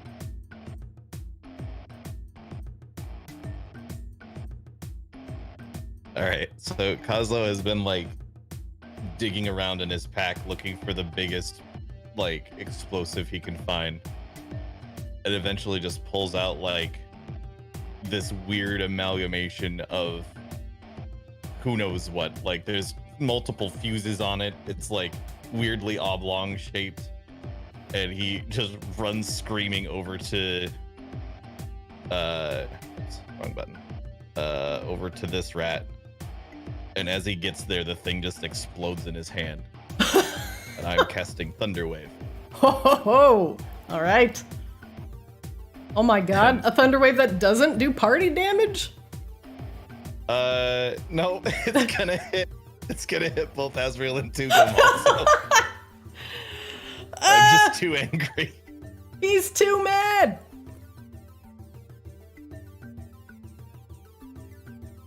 Oh my god, he's freaking Thunderwaving. Let's see. Each creature in a 15-foot cube. That's interesting. Oh, it's not gonna hit them actually. I'm counted wrong. So it's just gonna hit the rat. Nice. Oh my god, the animation is working. There. I am disappointed. I am also mildly. I'm full of regret. My day is ruined. All right, you Thunderwave the rat. Constitution saving throw. God, I hope he succeeds. I hope he nat 20s this. And it's just literally the strongest freaking rat. Con? Yeah. Fails. It looked like it was gonna be a 16 for a second. It did. I was like, oh my god. You blast thunder for 12 damage, and not only is the rat knocked away from you 10 feet, it explodes into a red mist. So sick of these freaking rats everywhere! Oops, I marked the wrong rat. Is it dead? Kozlo. You're not sure if the rat exploded into blood or into mist, but you're too pissed off to tell. Your Thunderwave was successful. Does that end your round? Yes. I don't, unless there's any. So if there was any unsecured objects in that cube, which it looks like it'd mostly just be like trees or twigs and stuff. Mostly debris. Yeah, they would get knocked back. And also, this bomb was very loud, and it could have been heard up to 300 feet away. Nice. Boom! The crack of thunder echoes through the graveyard. Possibly Wait, over hold here. on. Wait, oh. Yep. The thunderous boom audible out to 300 feet. Yeah. Do I have to make my own Constitution saving throw? No, you do not. Okay, that's a little disappointing. Kozlo, does that end your round? Yes, that's me. You're definitely gonna give yourself like tinnitus though. GM needs one quick moment, and in fact, why don't we all take a quick bio break, like a 3-minute break, because GM's gotta pee. Go quick, get a snack. I gotta pee. Be right back. Game pause. All right, how we doing on our AFK? I know Kozlo's back. I know Tugum's back. I'm here. Ezra's back. Dreon's back. All right. Sorry for the interruption. Let us continue. Kozlo, does that end your round after exploding the rat with your thunder wave? Yes. Tugum, you are up. Alrighty. You actually do not see any rats, but Dreon seems to be over in the corner by the other light, stabbing something vigorously. Alright, so I can move 30, right?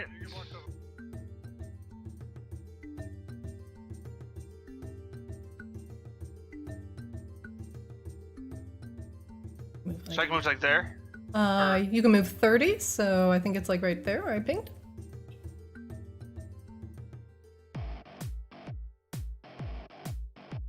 All right, you Okay, move this up round. around the tombstone, and just behind the tombstone, you see one last rat, eager to bite Dreon's ankles.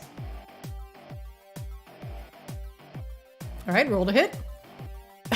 And you miss, your crossbow sinking into the dirt next to the rat. Alrighty.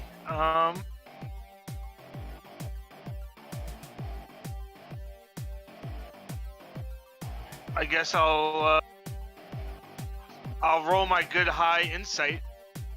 Go ahead. Jesus Christ! Stop!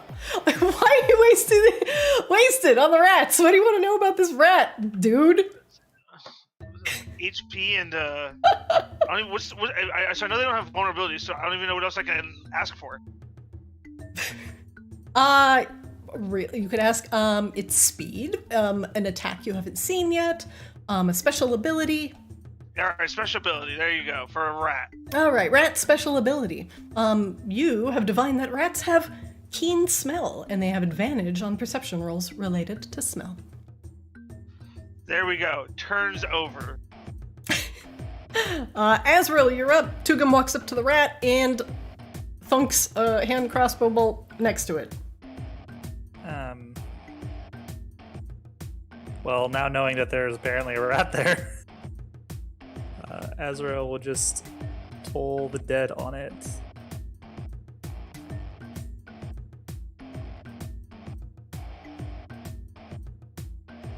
All right, we are tolling the dead. I will make a wisdom saving throw. Okay, rat. All right. Okay. In my headcanon, it's actually tolding the dead. They're just getting told. Like you're by getting, you're Azrael. telling him. Give him the business. Okay. He succeeds. Okay, that's Azrael's turn. The rat, currently in too much of a rage to listen to your bells. Dreon, you're up. The last rat appears to be snarling at your feet. Dreon's gonna swing it.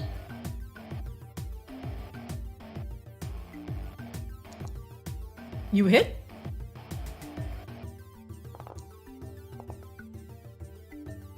And very easily. Like the others, you have a rat shish kebab. 3 impaled on the end of your glaive. This rat, too, meets its end. Dreon just slices it clean in half and then turns to the others and walks back. Azrael, Kozlo, these flames seem weird to you? Graham looks at Kozlo and raises a brow, then turns to Azrael. Azrael, do these flames look weird to you? The lanterns? Yeah, those. The big rat. When it died, a mist came out of it and went in the direction of the lanterns. Well, Kozlo was looking at them, and now he's very angry. Kozlo's just like literally running around for something else to kill. Azrael will come over and, I don't know, do like an Arcana check on the lanterns. They seem kind of magic-y. Okay, go ahead and make me an Arcana check, please.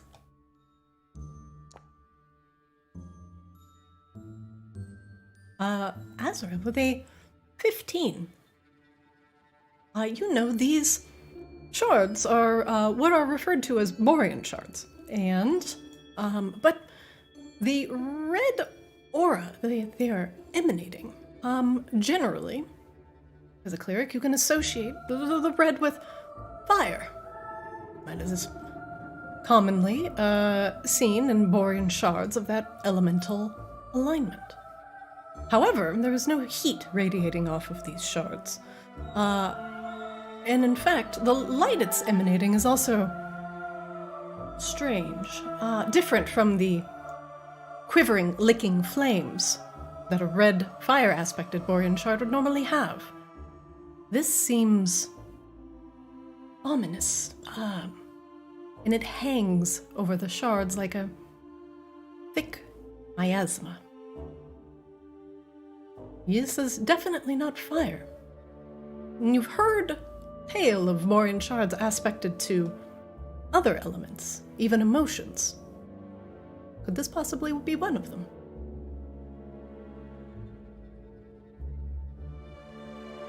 Yes, the shards are very magical.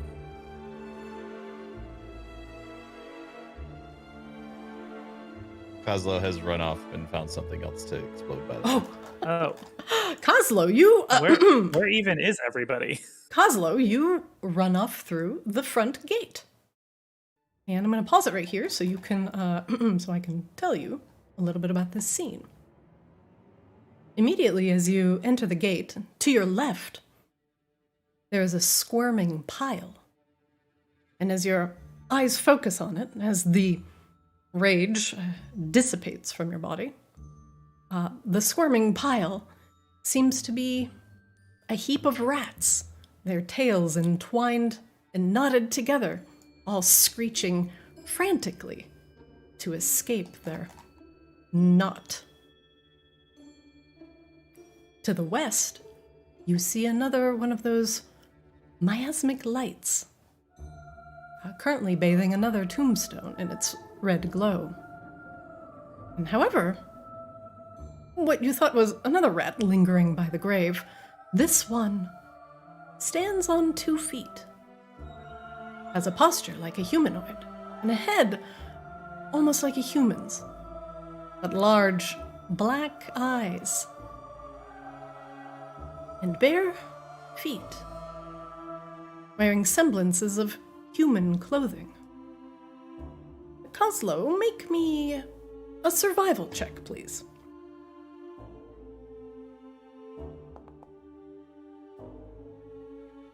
Kozlo, being a goblin, you've seen these things before. This is not a bugbear or a goblinoid, something that takes on the features of an animal. No, this is a were-rat. A human that can occasionally wear a rat's skin as its own. And whether in rat form or this humanoid rat hybrid, they are dangerous creatures. Additionally, to your right, around the trunk of a tree, you see a bit of light coming from another set of what you assume to be lanterns. And as you look from the squirming pile of rats up to the ratkin, he looks at you, and you look at him, and he points at you.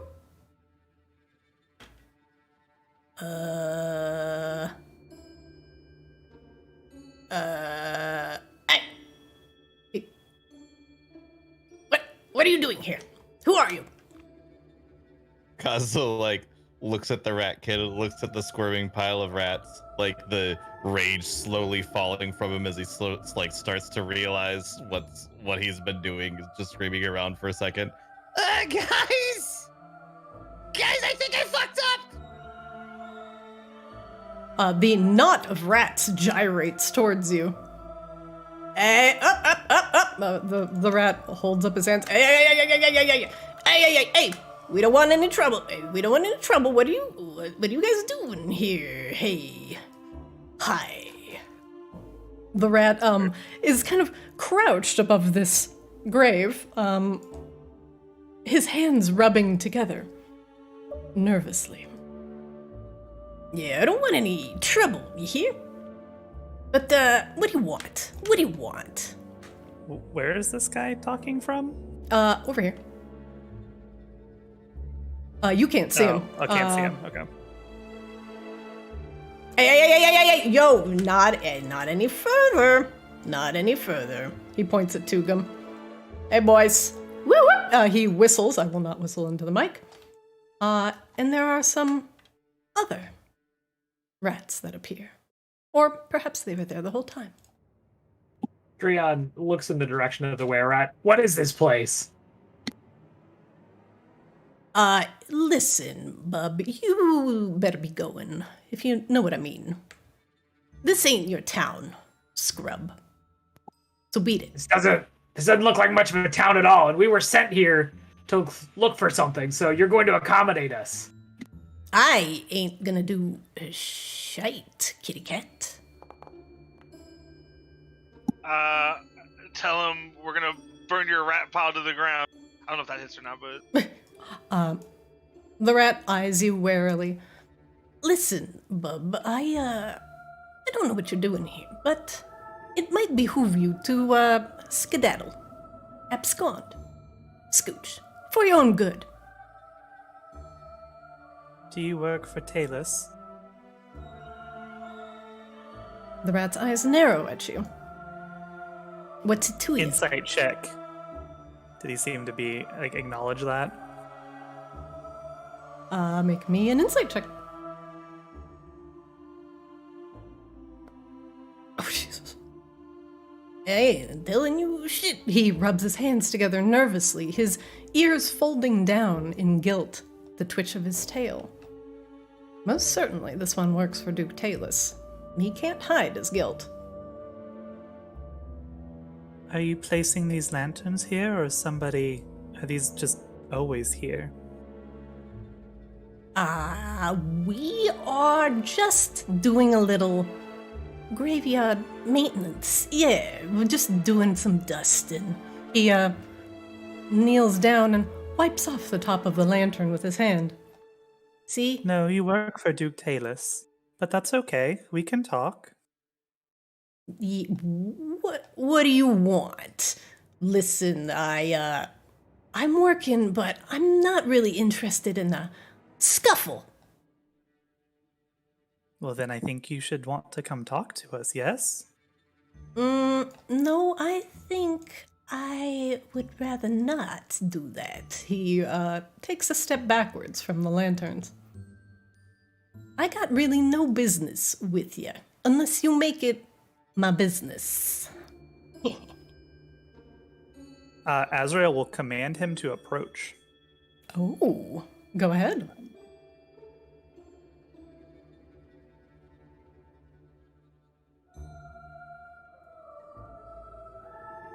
All right, wisdom saving throw, one moment. Let's talk. Oops, 1 second. That's still broken.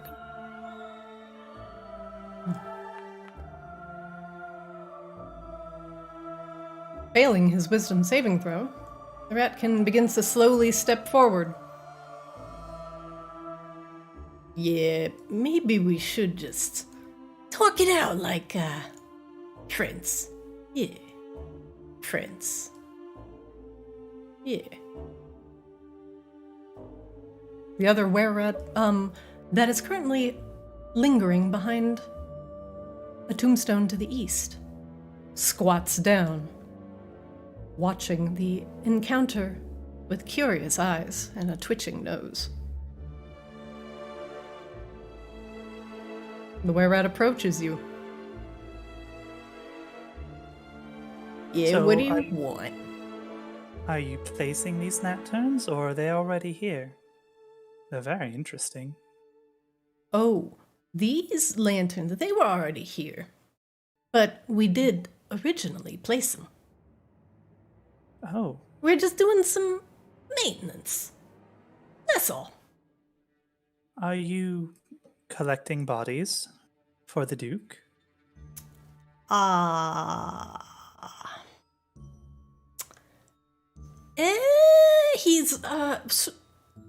He's hemming and hawing, rubbing his hands together. Collecting? No. No, we're not collectors like that. Are you eating them? That's gross. No, we're just, checking on them. Yeah, just making sure they're working just fine. Are the lanterns preparing them for something? One of his experiments? The rat swallows nervously. Yeah, they're they're a part of his experimentations. We get to just keep an eye on things. And make sure nobody absconds with the lanterns. They're very important to his, work. Very important to his work, you say? Yeah. And how important are you to his work? What is anybody to a vampire? Especially us. Disposable. Gutter dwellers. Rats, you know how they treat us. So you're very not interested in dying for him, then? I Yes? ain't. We ain't, no. No, we ain't. So, when we destroy all these lanterns and stop whatever Talus is doing here, you have no interest in standing in our way, correct? He looks around. Because it will end very badly for you. Well, you see, now you put me in a predicament. Because now I need to assess whether you or Talus is more dangerous. Azrael will just... they will summon a moonbeam right next to him. Okay. Okay, cast it. Just actually right behind him. Okay. Oh, geez, why did it do that? There we go. Oh! There's like a pillar of moonlight erupts behind him. I don't know why it doesn't have light associated with it, but template, but Yeah, that's weird. Here, I can change it so it has light. But anyway, it's cool and animated. However, it is cool and animated. the were-rat tries to back up and bumps into you a little bit, Azrael, and your plate mail jingles. Ah! Oh, wow. Oh, that's moonlight. Hey, that's dirty pool. So, will you respond to my previous question then? You ain't no moons. Who are you? Like, Azrael does have this armor that they found that does have both her chestplate and her shield do have some holy symbol that they are not familiar with, but it is the cycles of the moon engraved on both the chest and her shield. He narrows his eyes. Oh, are you working with the Maginox shifters? Those bastards. Chasing us out of Maginox. I really don't know who they are, I'm afraid. then you don't really have a big stake in this race, do you? Chomp. We don't have a stake in this race. As far as you're concerned, you're free to go if you would like. Yeah, We what- do, what's unfortunately, free? have... Listen, we're gonna leave here, and Duke Talus is gonna come after us for not keeping his lanterns up to date. Now, I do see you are a wielder of the moonlight, and one, I hate it. Two, I hate it. But, Both very good reasons. yeah. But you all are definitely the clear and present danger, but I can't just let you take the lanterns, because you see, they are going to get us killed.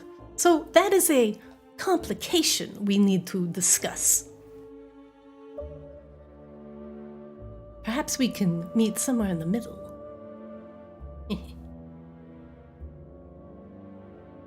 Azrael just stares at him.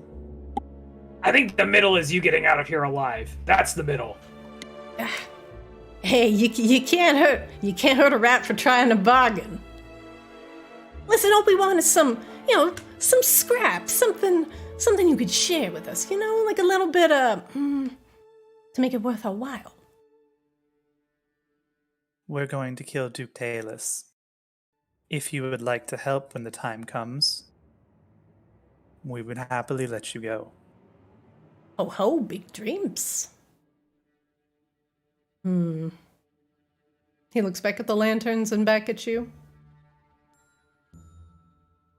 Azrael gets really close to his face and kind of parts their hair.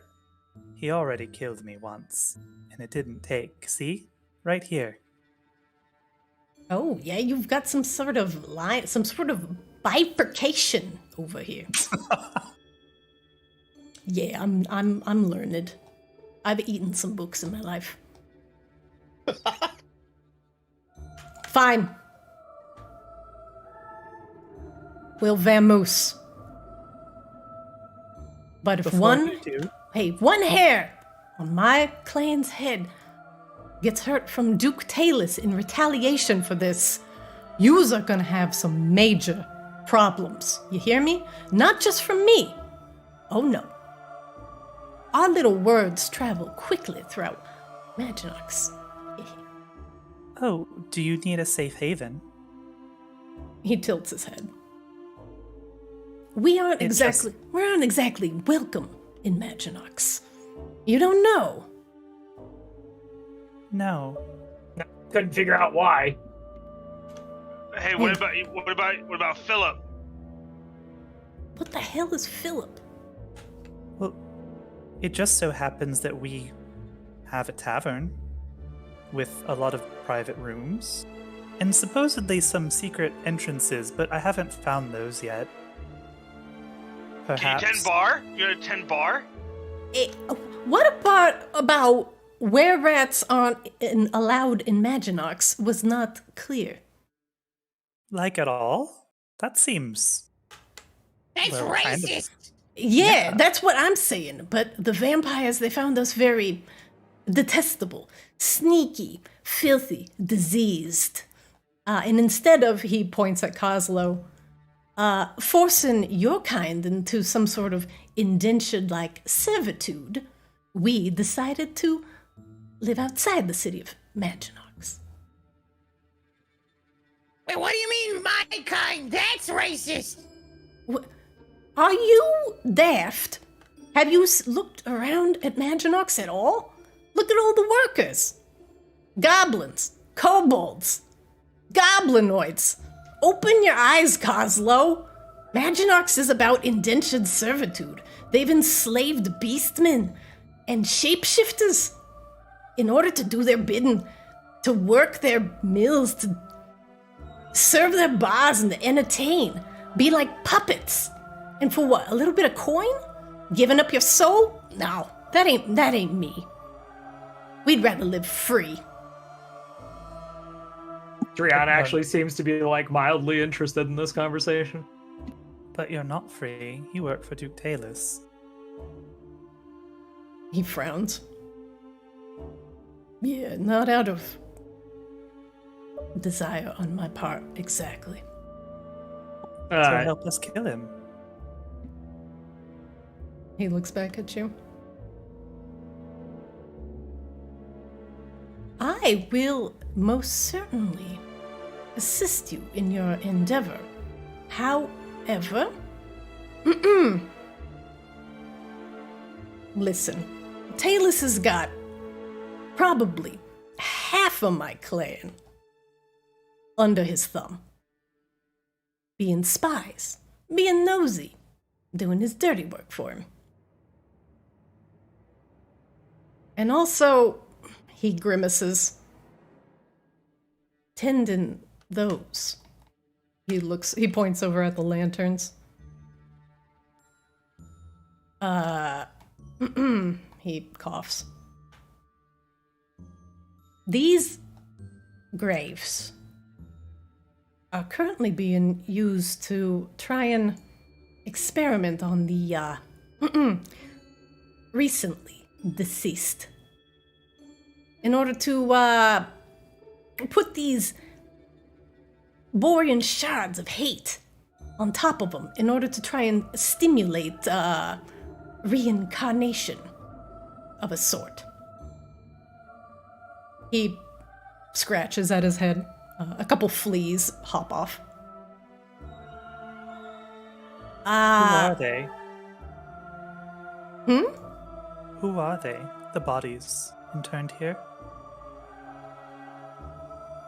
The fresh dead. You know, people that you don't like. People that he doesn't have enough information on. Duke Talus wants to understand how to create and raise his own undead army. And he seems to have the basics down. I've seen him running around with some skeletons, some zombies, you know, being a necromancer. But he sighs. Listen, I got a confession and it ain't gonna sound good. Are you secretly a French chef? No, but I have been known to hide in some hats on occasion. There is a, he points to the north. One of the Duke's experiments is up there. A lady. A while back, Duke Talus locked her up in the mausoleum. Mausoleum? The big place where you guys decide to store your dead. I think it's pronounced margarine. Margarine, yeah, but they put him in the margarine. Me and my people, there is a network of, tunnels that run under these graves. And into the graves. And into the boxes. And,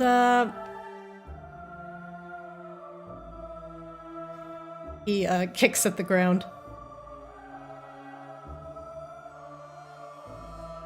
Duke Talus, sometimes seals the still living in the graves. And,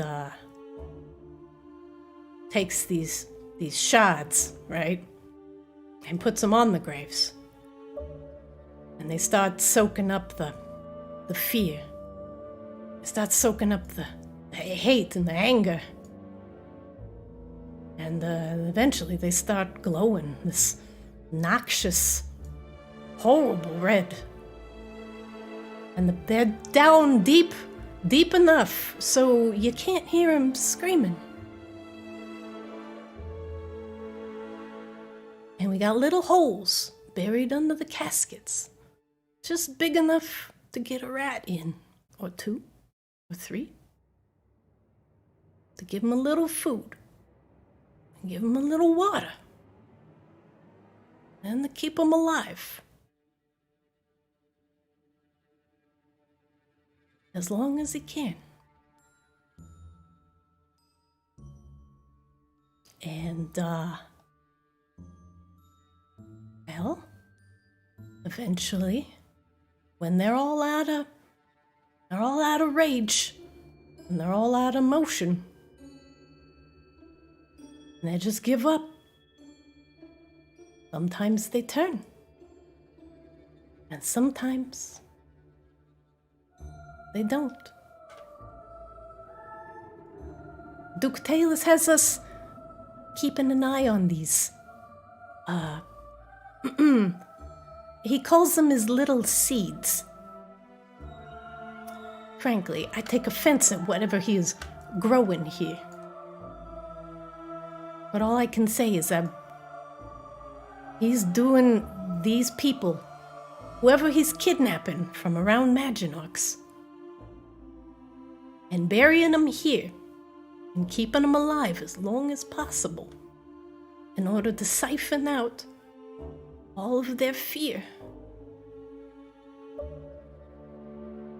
And then when he's done with them,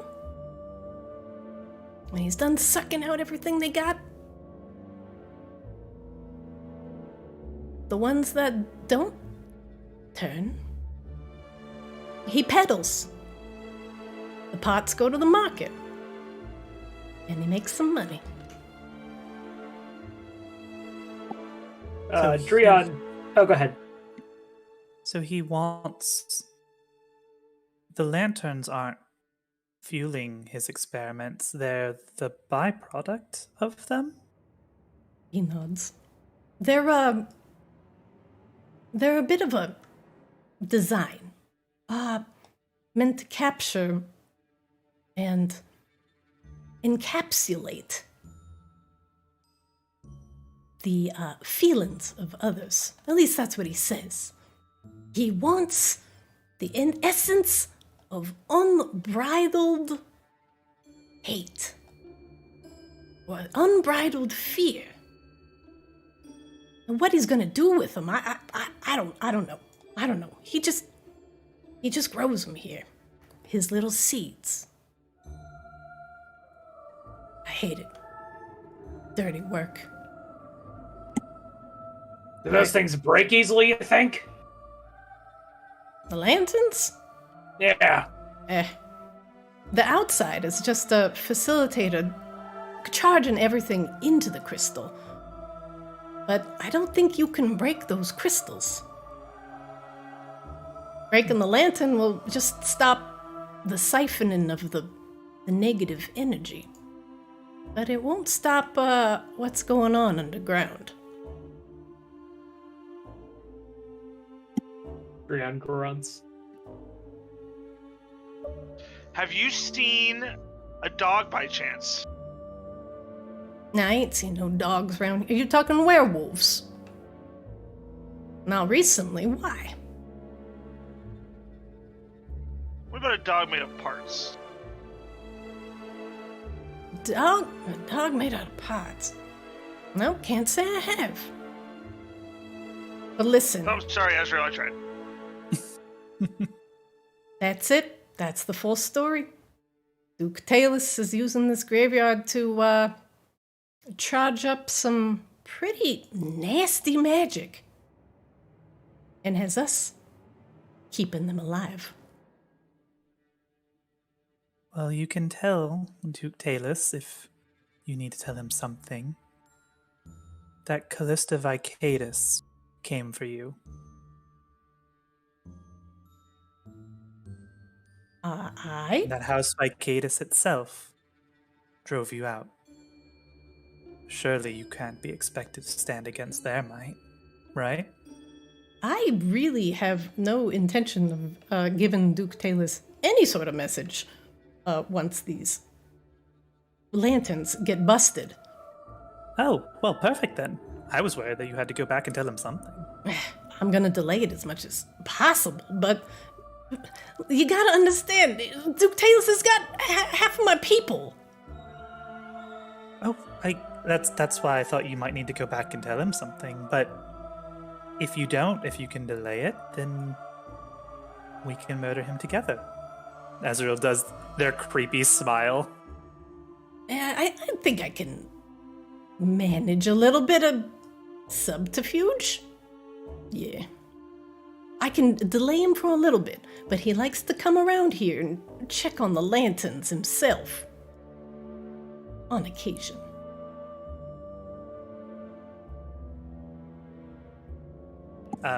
Azrael drops the moonlight. By the way, he's got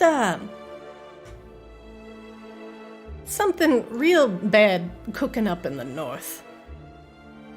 When we've been visiting the area recently, we've been hearing these horrible screams. And we didn't think anybody would be able to be buried in this graveyard.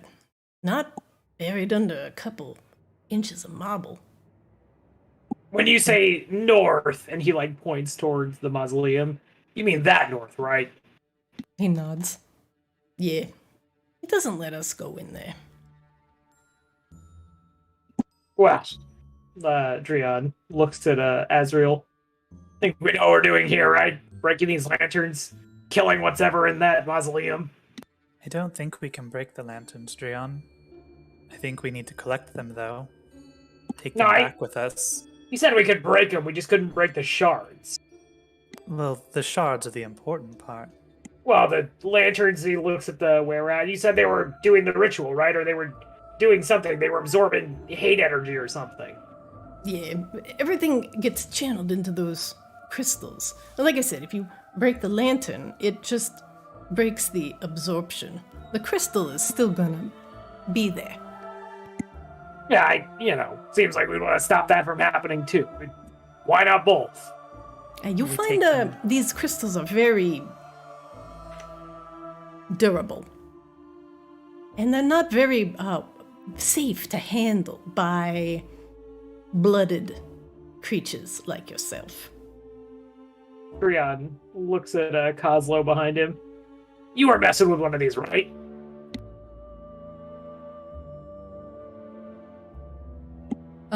Kozlo is DC? Offline. Oh yeah, he's offline. I have not gotten a text from him. Kozlo? Kozlo, no! He's actually not in Discord. Should we pause and try to figure that out? Yeah, let's pause real quick. Azrael doesn't have blood. Azrael does not have blood. Discord died.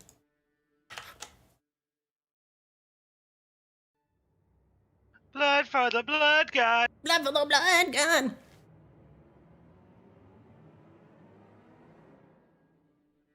Come back, Peppa Haynes.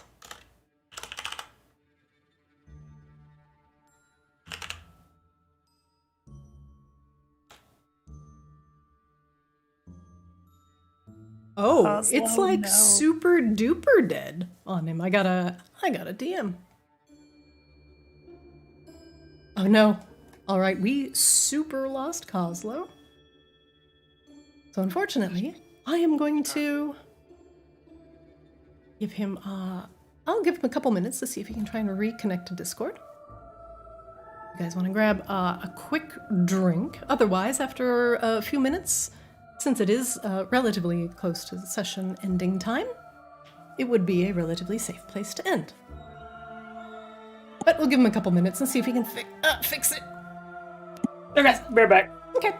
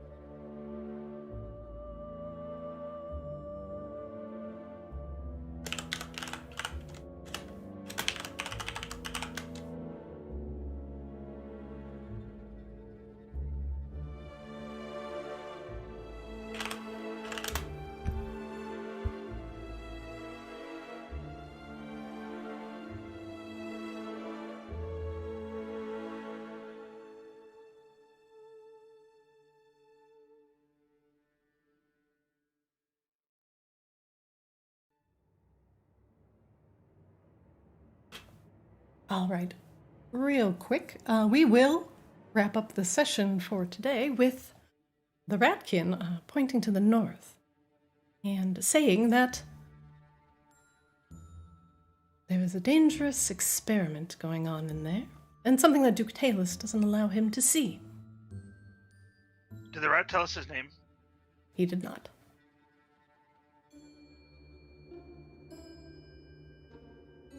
And with that, I think... Oh, I did see Kozlo rejoin. Hello.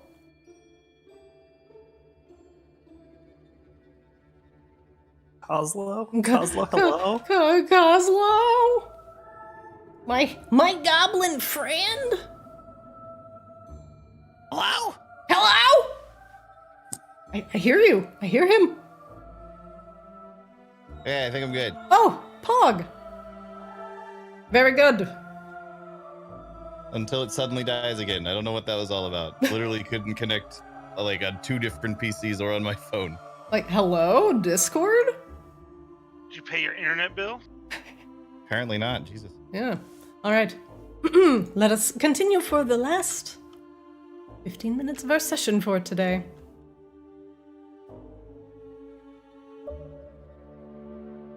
So, the ratkin scratches his head and more fleas seem to hop off of him. So, what's your, plan here? I'd say you've got about, 3 days or so until Duke Talus wants to come around here and, take a look at the lanterns. So, I can probably blow smoke up his ass for about 3 days. Could you convince him to come back at a particular time? That we could be here and ambush him? I could be convinced to do something like that, yeah. He does care a lot about these lanterns. If, something happened to happen while we were in between monitoring, and he didn't know we were collaborating, I think we could do it.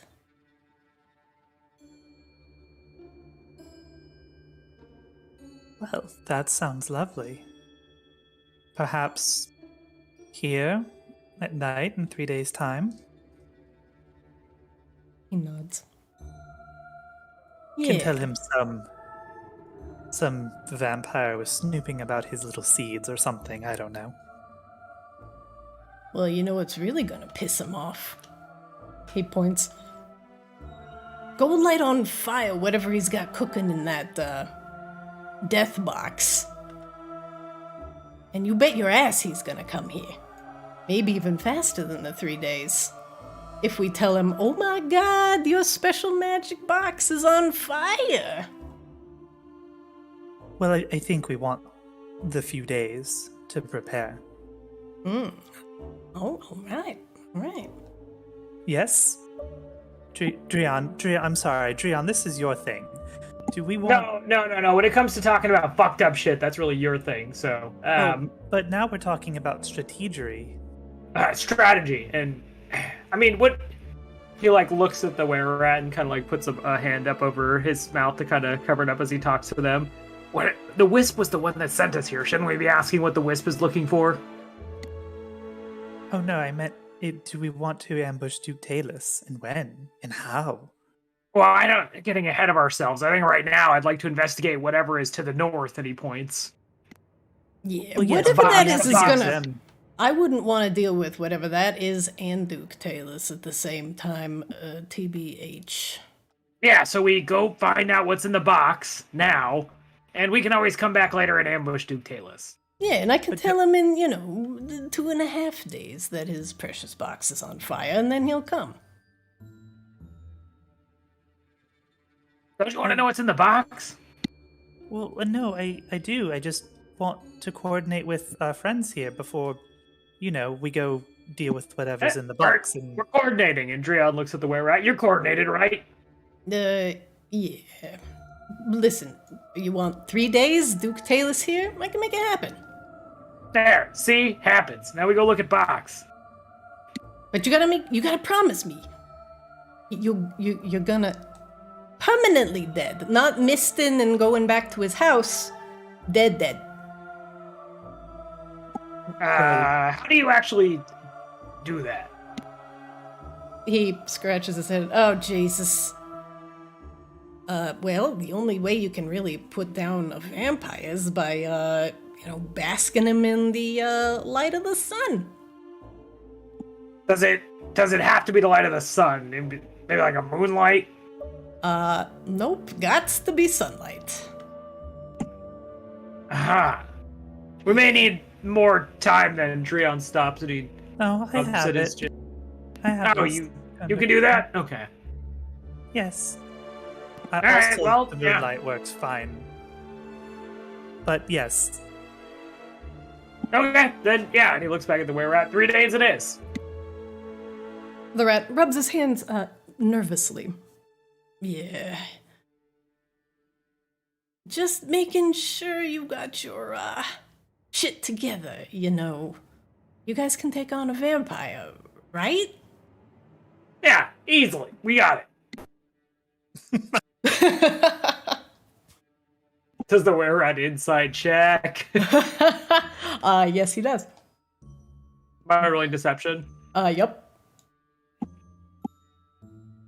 I don't know. I think that's more persuasion. You're trying to convince yourself as much as anybody. He's No. he's lying to No. the rat, so it's gonna be To deception. be fair, Dreon actually believes that they only lost because of the Minotaurs. Like, what is being asked is, can they handle the vampires? So Dreon believes what he is saying. So, like, if Dreon believes what he's saying, it's more like bravado than him lying. So I don't know if that's perception or persuasion. I will allow I would you say to. persuasion. If it's bravado, it's gonna be performance. If it's lying, it's gonna be deception. Okay, so like If it's he believes that he can convincing- do this. Yeah, I would say it's more like convince. Like, okay, so there's like a bravado and a convincing element, but I would say that like for the purposes of this mechanic, I would say it's more convincing. Then it would be persuasion. Does he get an advantage since Azrael's helping him? With her Not after rolling. The rat looks uneasy, but nods. Yeah, all right. All right, 3 days it is then, and for now we go and check the box. He takes a step back. Forgive me if I, depart. I'm gonna have to make some arrangements with the rats and tell them to, stop service in this area, if you know what I mean. Yeah, no, and when you're looking back there and he gestures behind them, you may see some dead rats. And just want to apologize in advance for that. The ones, that tend to skitter around, it's fine. We'll make many, many more. Ain't that right, boys? He slaps the swarm of rats on the back. This bad boy can hold so many diseases in it. What's the deal with that thing anyway? What are they doing? It's a rat king. Yeah. Oh, see? He knows. Yeah, it's a rat king. A rat king is a knot of rats all held together by the tail, all struggling to get free. Cause I'll give you 5 gold to pick it up by its tail and swing it around like a club. Oh yeah, I give you 10 gold to do that. He picks up the swarm of rats by the tail. Listen, I got all the diseases in here. He points to one. Malaria, gonorrhea, chlamydia, crabs. Oh, I got a collection like that fleas. too. This one is the Furonian fever? Oh yeah, that one's terrible. Okay, well, maybe we just stay on task here and go north, maybe. The swarm of rats defecates and urinates on itself, dripping onto the floor. Ah, yeah, you filthy.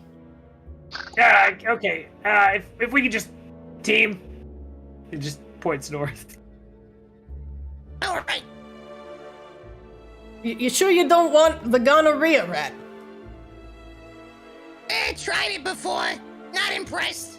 Yeah, just ignores it. It's the long game. Nobody Okay, ever. well, goodbye. I'm Azrael, by the way. Do you have a name? Oh, Yeah, they call me Crispin. Lovely to meet you, Crispin.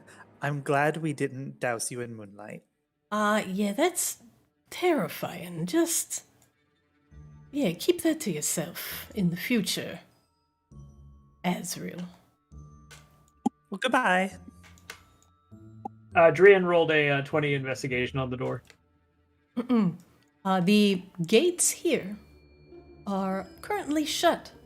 And, as GM is very stupid, they are locked. There is currently a large silvered chain around the door with a glinting silver padlock. I got this.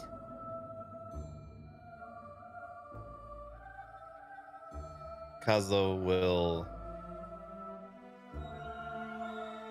check around the edges of the door for anything out of place that might look like a trap. All right, make me an investigation check, please.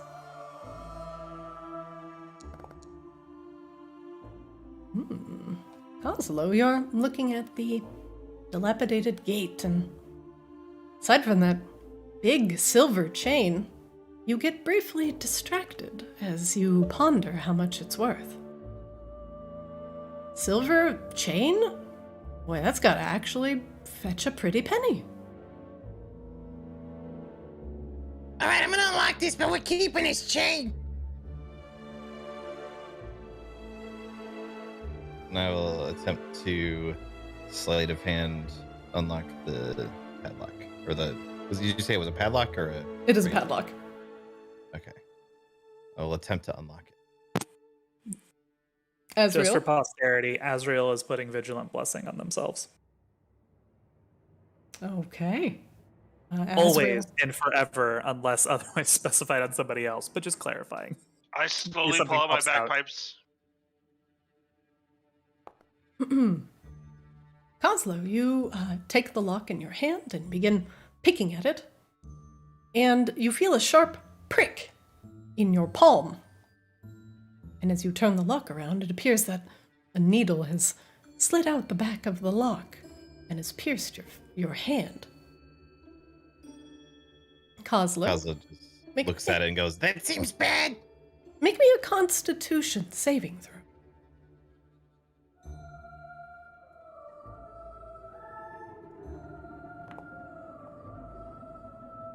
Jeez.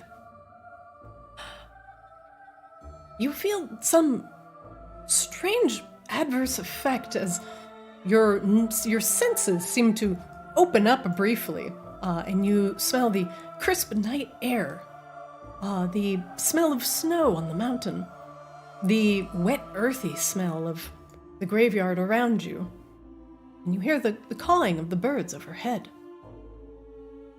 And then it seems to pass, without any sort of pain.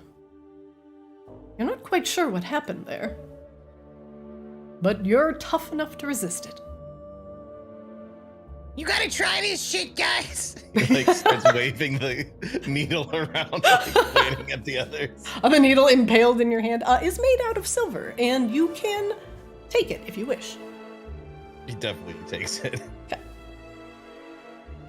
You acquire a silver needle. Shoot up my Percocet. However, Kozlo, with a 23 sleight of hand, you unlock the padlock. And the chain slides to the ground. I will definitely grab the chain as well. The whole assembly, just the whole thing. Yeah, anything that looks silver, I'm taking it. Drian, creeps closer to the door, hunching over as he tries to listen to the other side of it. All right, make me a perception check, please. Oh, the 14. You listen on the other side of the door. And aside from the wind whistling, you hear nothing on the other side. Drian looks back and shrugs. All right. Any concerns about going in here? No. I have my bagpipes on ready. Azrael, as you open the door, you see a bird's crest laying in the stonework before this mausoleum. Excuse me. In front of a couple steps, just before a massive stone door, you see another collection of lanterns. Some of them glow with that noxious red light. A couple others with a almost billowing purple light that is not as bright and ominous as the red. Does it seem like a different aspect, or just not as far along? It seems like it's different aspected, as it is emanating an entirely different color spectrum. We'll study that briefly. This purple shard, if what you remember is correct, tends to be associated with fear most strongly. This particular color, most definitely some sort of fear.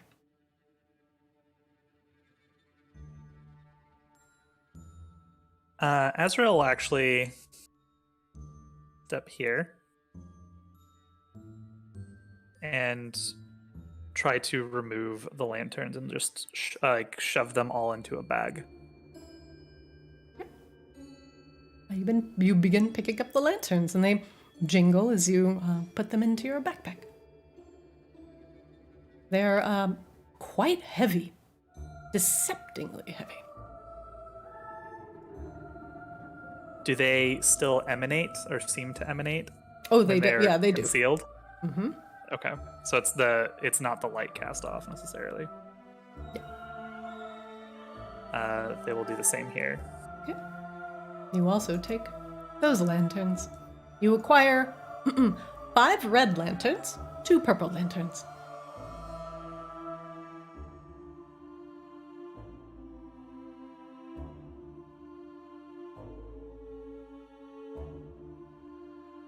Okay.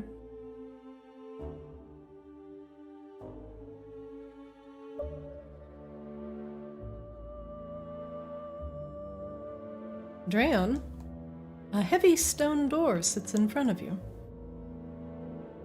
Is there like a clear handle to open it, or is it just kind of a stone slab? It's a big stone slab. Driana puts a hand on it and tries to just gently try moving it to the side. Hold on, let me lock it just in case anybody tries to open it on accident. It's extremely heavy. It is going to take either a very good roll on your own or possibly multiple people to help you move this. Driana looks back. Yeah, in my experience, doors like this, behind it is where you would keep the bad shit. Mm-hmm. Okay, well, just throwing it out there. Anyone want to help me move it? Not it. Coslow, do you have any devices that would help? On it. And Coslow summons a turret. Oh, Okay. That's a form of help. Maybe like crowbar? I'm gonna pull out the force ballista cannon. Woo! Driana pulls out his crowbar and points it towards Azrael. Azrael needs leverage, so yeah. Azrael will just assist Rion. Oslo, you summon your force ballista, and it unfolds, and it is ready for use. What is Adrian and Azrael doing? Driana is going to try to force open the door with crowbar. All right, make me a athletics check. Azrael will also cast guidance on Rion in addition to helping. Ooh, okay. Make me a athletics check with advantage, +2. D4. Oh, sorry, D4. Sorry, I Yeah. think It's all good. averaged it. Guided. +2 would probably be a plus. Okay, Yeah. well, there we go. Or you crit. What is with the crits in this campaign being on like just shit that doesn't matter? God damn it. I think I've like crit an insight check like 4 times. Yeah, but how many ones do we get on attack rolls? This game's rigged. Dreon, you slam the end of the crowbar into the crack between the stone door and its foundation. And with Azrael's blessed guidance, you find a weak point in the stone. And instead of the door merely sliding open, you can pop this thing in half, if you wish, ensuring it will never close again. Yeah, Dreon's just gonna slide it open. He's not trying to make a big show of it. All right. And with a grunt and a heave, you pull back on the crowbar, and the door begins to slide open slowly. Inside, the baleful glow of additional lanterns line the walls. There are many more here, and of different makes and types. There's also, I'm assuming, is that a crypt in the middle? In the center of the room, a very large, very heavy-looking stone crypt. Dreon looks at Azrael. Well, more shinies for you to collect, Azrael. Oh, okay. Azrael step in and start collecting shinies. So many shinies. Azrael, there are too many lanterns here to stuff into your backpack. I'm sorry, could you sing that? Too many lanterns, too many lanterns. There are too many lanterns to stuff in your bag. Azrael will hand a full bag to Dreon. Do you have any bags? Dreon takes off his bag and hands it over to Azrael while like taking the bag from Azrael, but like keeping it at a distance as he kind of like places it on the ground. 3.9 ratagens. Not great, not terrible. All right, here's the bag. Go get more. Azrael will collect more lanterns. Azrael, make me a perception check.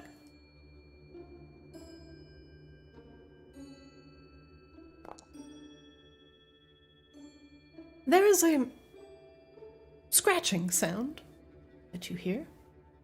And at first, it reminds you of the scratching of rat paws on the stone. But you look around and there are no rats in this room. And you realize the scratching sound is coming from the crypt. It is very faint and very high-pitched. Azrael is going to focus on getting at least like a section of this room clear of lanterns, so everybody else feels safe moving in. No idea if Azrael is in any way special, but everybody seems to think they are, so. Azrael, you don't seem to have the emotional effect that Kozlo had. No sort of rage swells up in your undead bosom. However, Azrael, something in the back of your mind begins itching.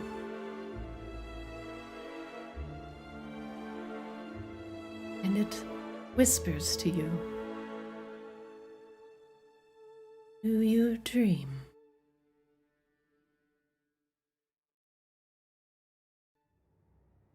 Azrael looks around. You don't know where the voice came from. And no one else hears it. Alexei, did you hear that? No? Azrael, what are you talking to yourself? No, I don't talk to myself. I was talking to Alexei. All right, well, what is Alexei supposed to hear? The voice in my head. Dread just kind of goes, okay. Yeah. Oh, something scratching to get out in here. Yeah, kind of figured that might be the case. So here's the thing. I think you're actually the only one who can be in there without going... he looks back at Kozlo. Whatever Kozlo was. So... Oh, What the heck is that supposed to mean? You were Azrael kind will- of... Go ahead. Azrael will start shoving lanterns into this bag to clear out a section. Your bag begins to strain from all of the lanterns being clattered into it. You manage to gather all of them on this side. There are 3 purple lanterns and 5 red lanterns. Sorry, which side was cleared of lantern? Sorry, it is the right side. I will turn off the lights. Azrael will hand... Oops. oh god, no! I shut the door! Azrael will hand Drion's bag back to Drion. Maybe put those over to the side? Yeah. And Drion walks over with both bags and he kind of carries them off into another part of the mausoleum.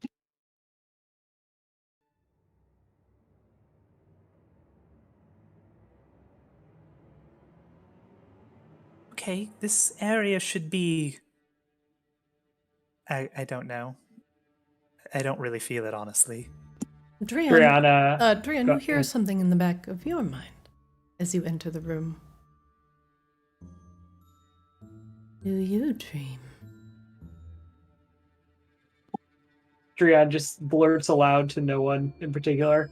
Yeah, a fine-ass Phyronian women. Oh, did you hear it too?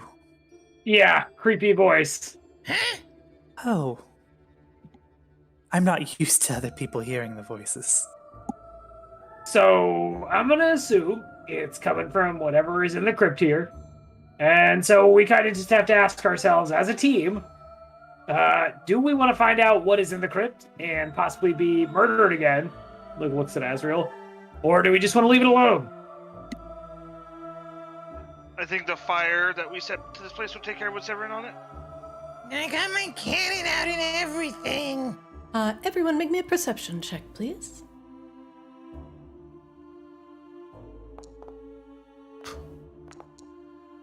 Wow, that's... Oh my god, those are some of the worst rolls I've ever seen. Mine was actually shouldn't have been that high because I wasn't technically guided anymore. That is correct. Okay, Tuga with a 4, Kozlo with a 12, Azrael and Drion. You all, the knocking of lanterns from Azrael's bag is abnormally loud as the metal rubs against each other. The bag is full to bursting. But Kozlo, the sound coming from the crypt in the center abruptly stops. And you see a single red glow begin to emanate from the center of the crypt. And a small... No. What you think is a light is actually a digit connected to a hand that it seems to be coming directly out of the crypt, phasing through the rock as if it didn't exist. Kozlo just points at it and goes, Ah! Drion pulls back his spear. Well, I guess we don't get to choose, do we?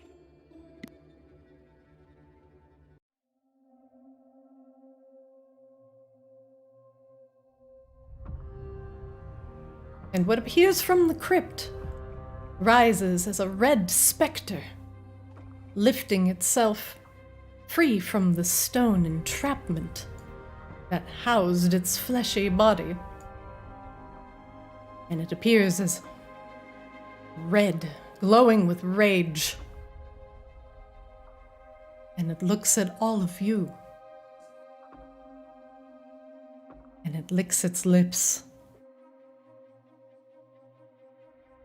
Feed me your dreams. And that is where we will stop today's session.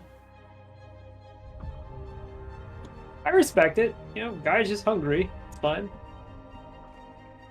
need some of those tasty, tasty dreams. I mean, you know, capitalism regularly feeds on the dreams of the young, so this is fine. This is just capitalist ghost. I respect that. Did you have fun today? Yeah, we made it a whole session with no one dying. That's new for us. It is new. We did almost kill Tugum at one point. Also true. Well, no, to be fair, I was, you know, making sure that I was just using like one little like, you know, claw attack, and Tugum would have probably had like 7 to 8 more chances to give the correct answer if he felt so inclined. Those 7 8 chances were not going to work out in your favor. I can tell you that, or my favor, I guess I should say. Yeah, you know, thankfully, the GM came in to be like, please don't kill my bard, but I was curious if he would blink. Tugum has the unblinking eye. Yeah, it's too strong. I can't beat it. Cool. Some call me the Pog Champ. Are you mommy's little pog champ?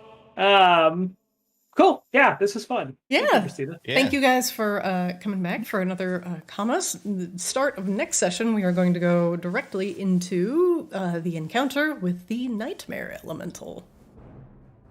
Pog. Yeah. So come back next Monday. Cool. Hey, night everyone. All right. Have a good night, everybody. Thanks for playing. See ya. Nature. Have a good night. All right. And that's it for Arctis Kaamos today. Thank you, everybody, for joining. I greatly appreciate it. If you enjoyed the session, give us a follow. If you would like to watch the VODs, catch us up on YouTube, ArctisDD. Follow us on Twitter. We post when we go live. We also post cool clips from the show. Hope you guys enjoy following along with our story.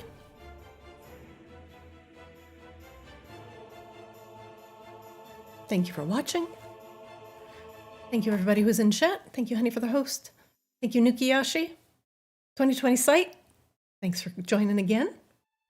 Agoran, thanks for hopping in. First time chat. Thank you for joining. Zilnath, how you doing? Welcome to chat. Hope you're well. Tearstone. Thank you for watching. And Kali Shapisha. Thank you guys. We have a few first-time chatters today. Thank you for watching. And don't forget to join us on Wednesday for Arctis Ascended. Thank you again for watching. I'll see you next time.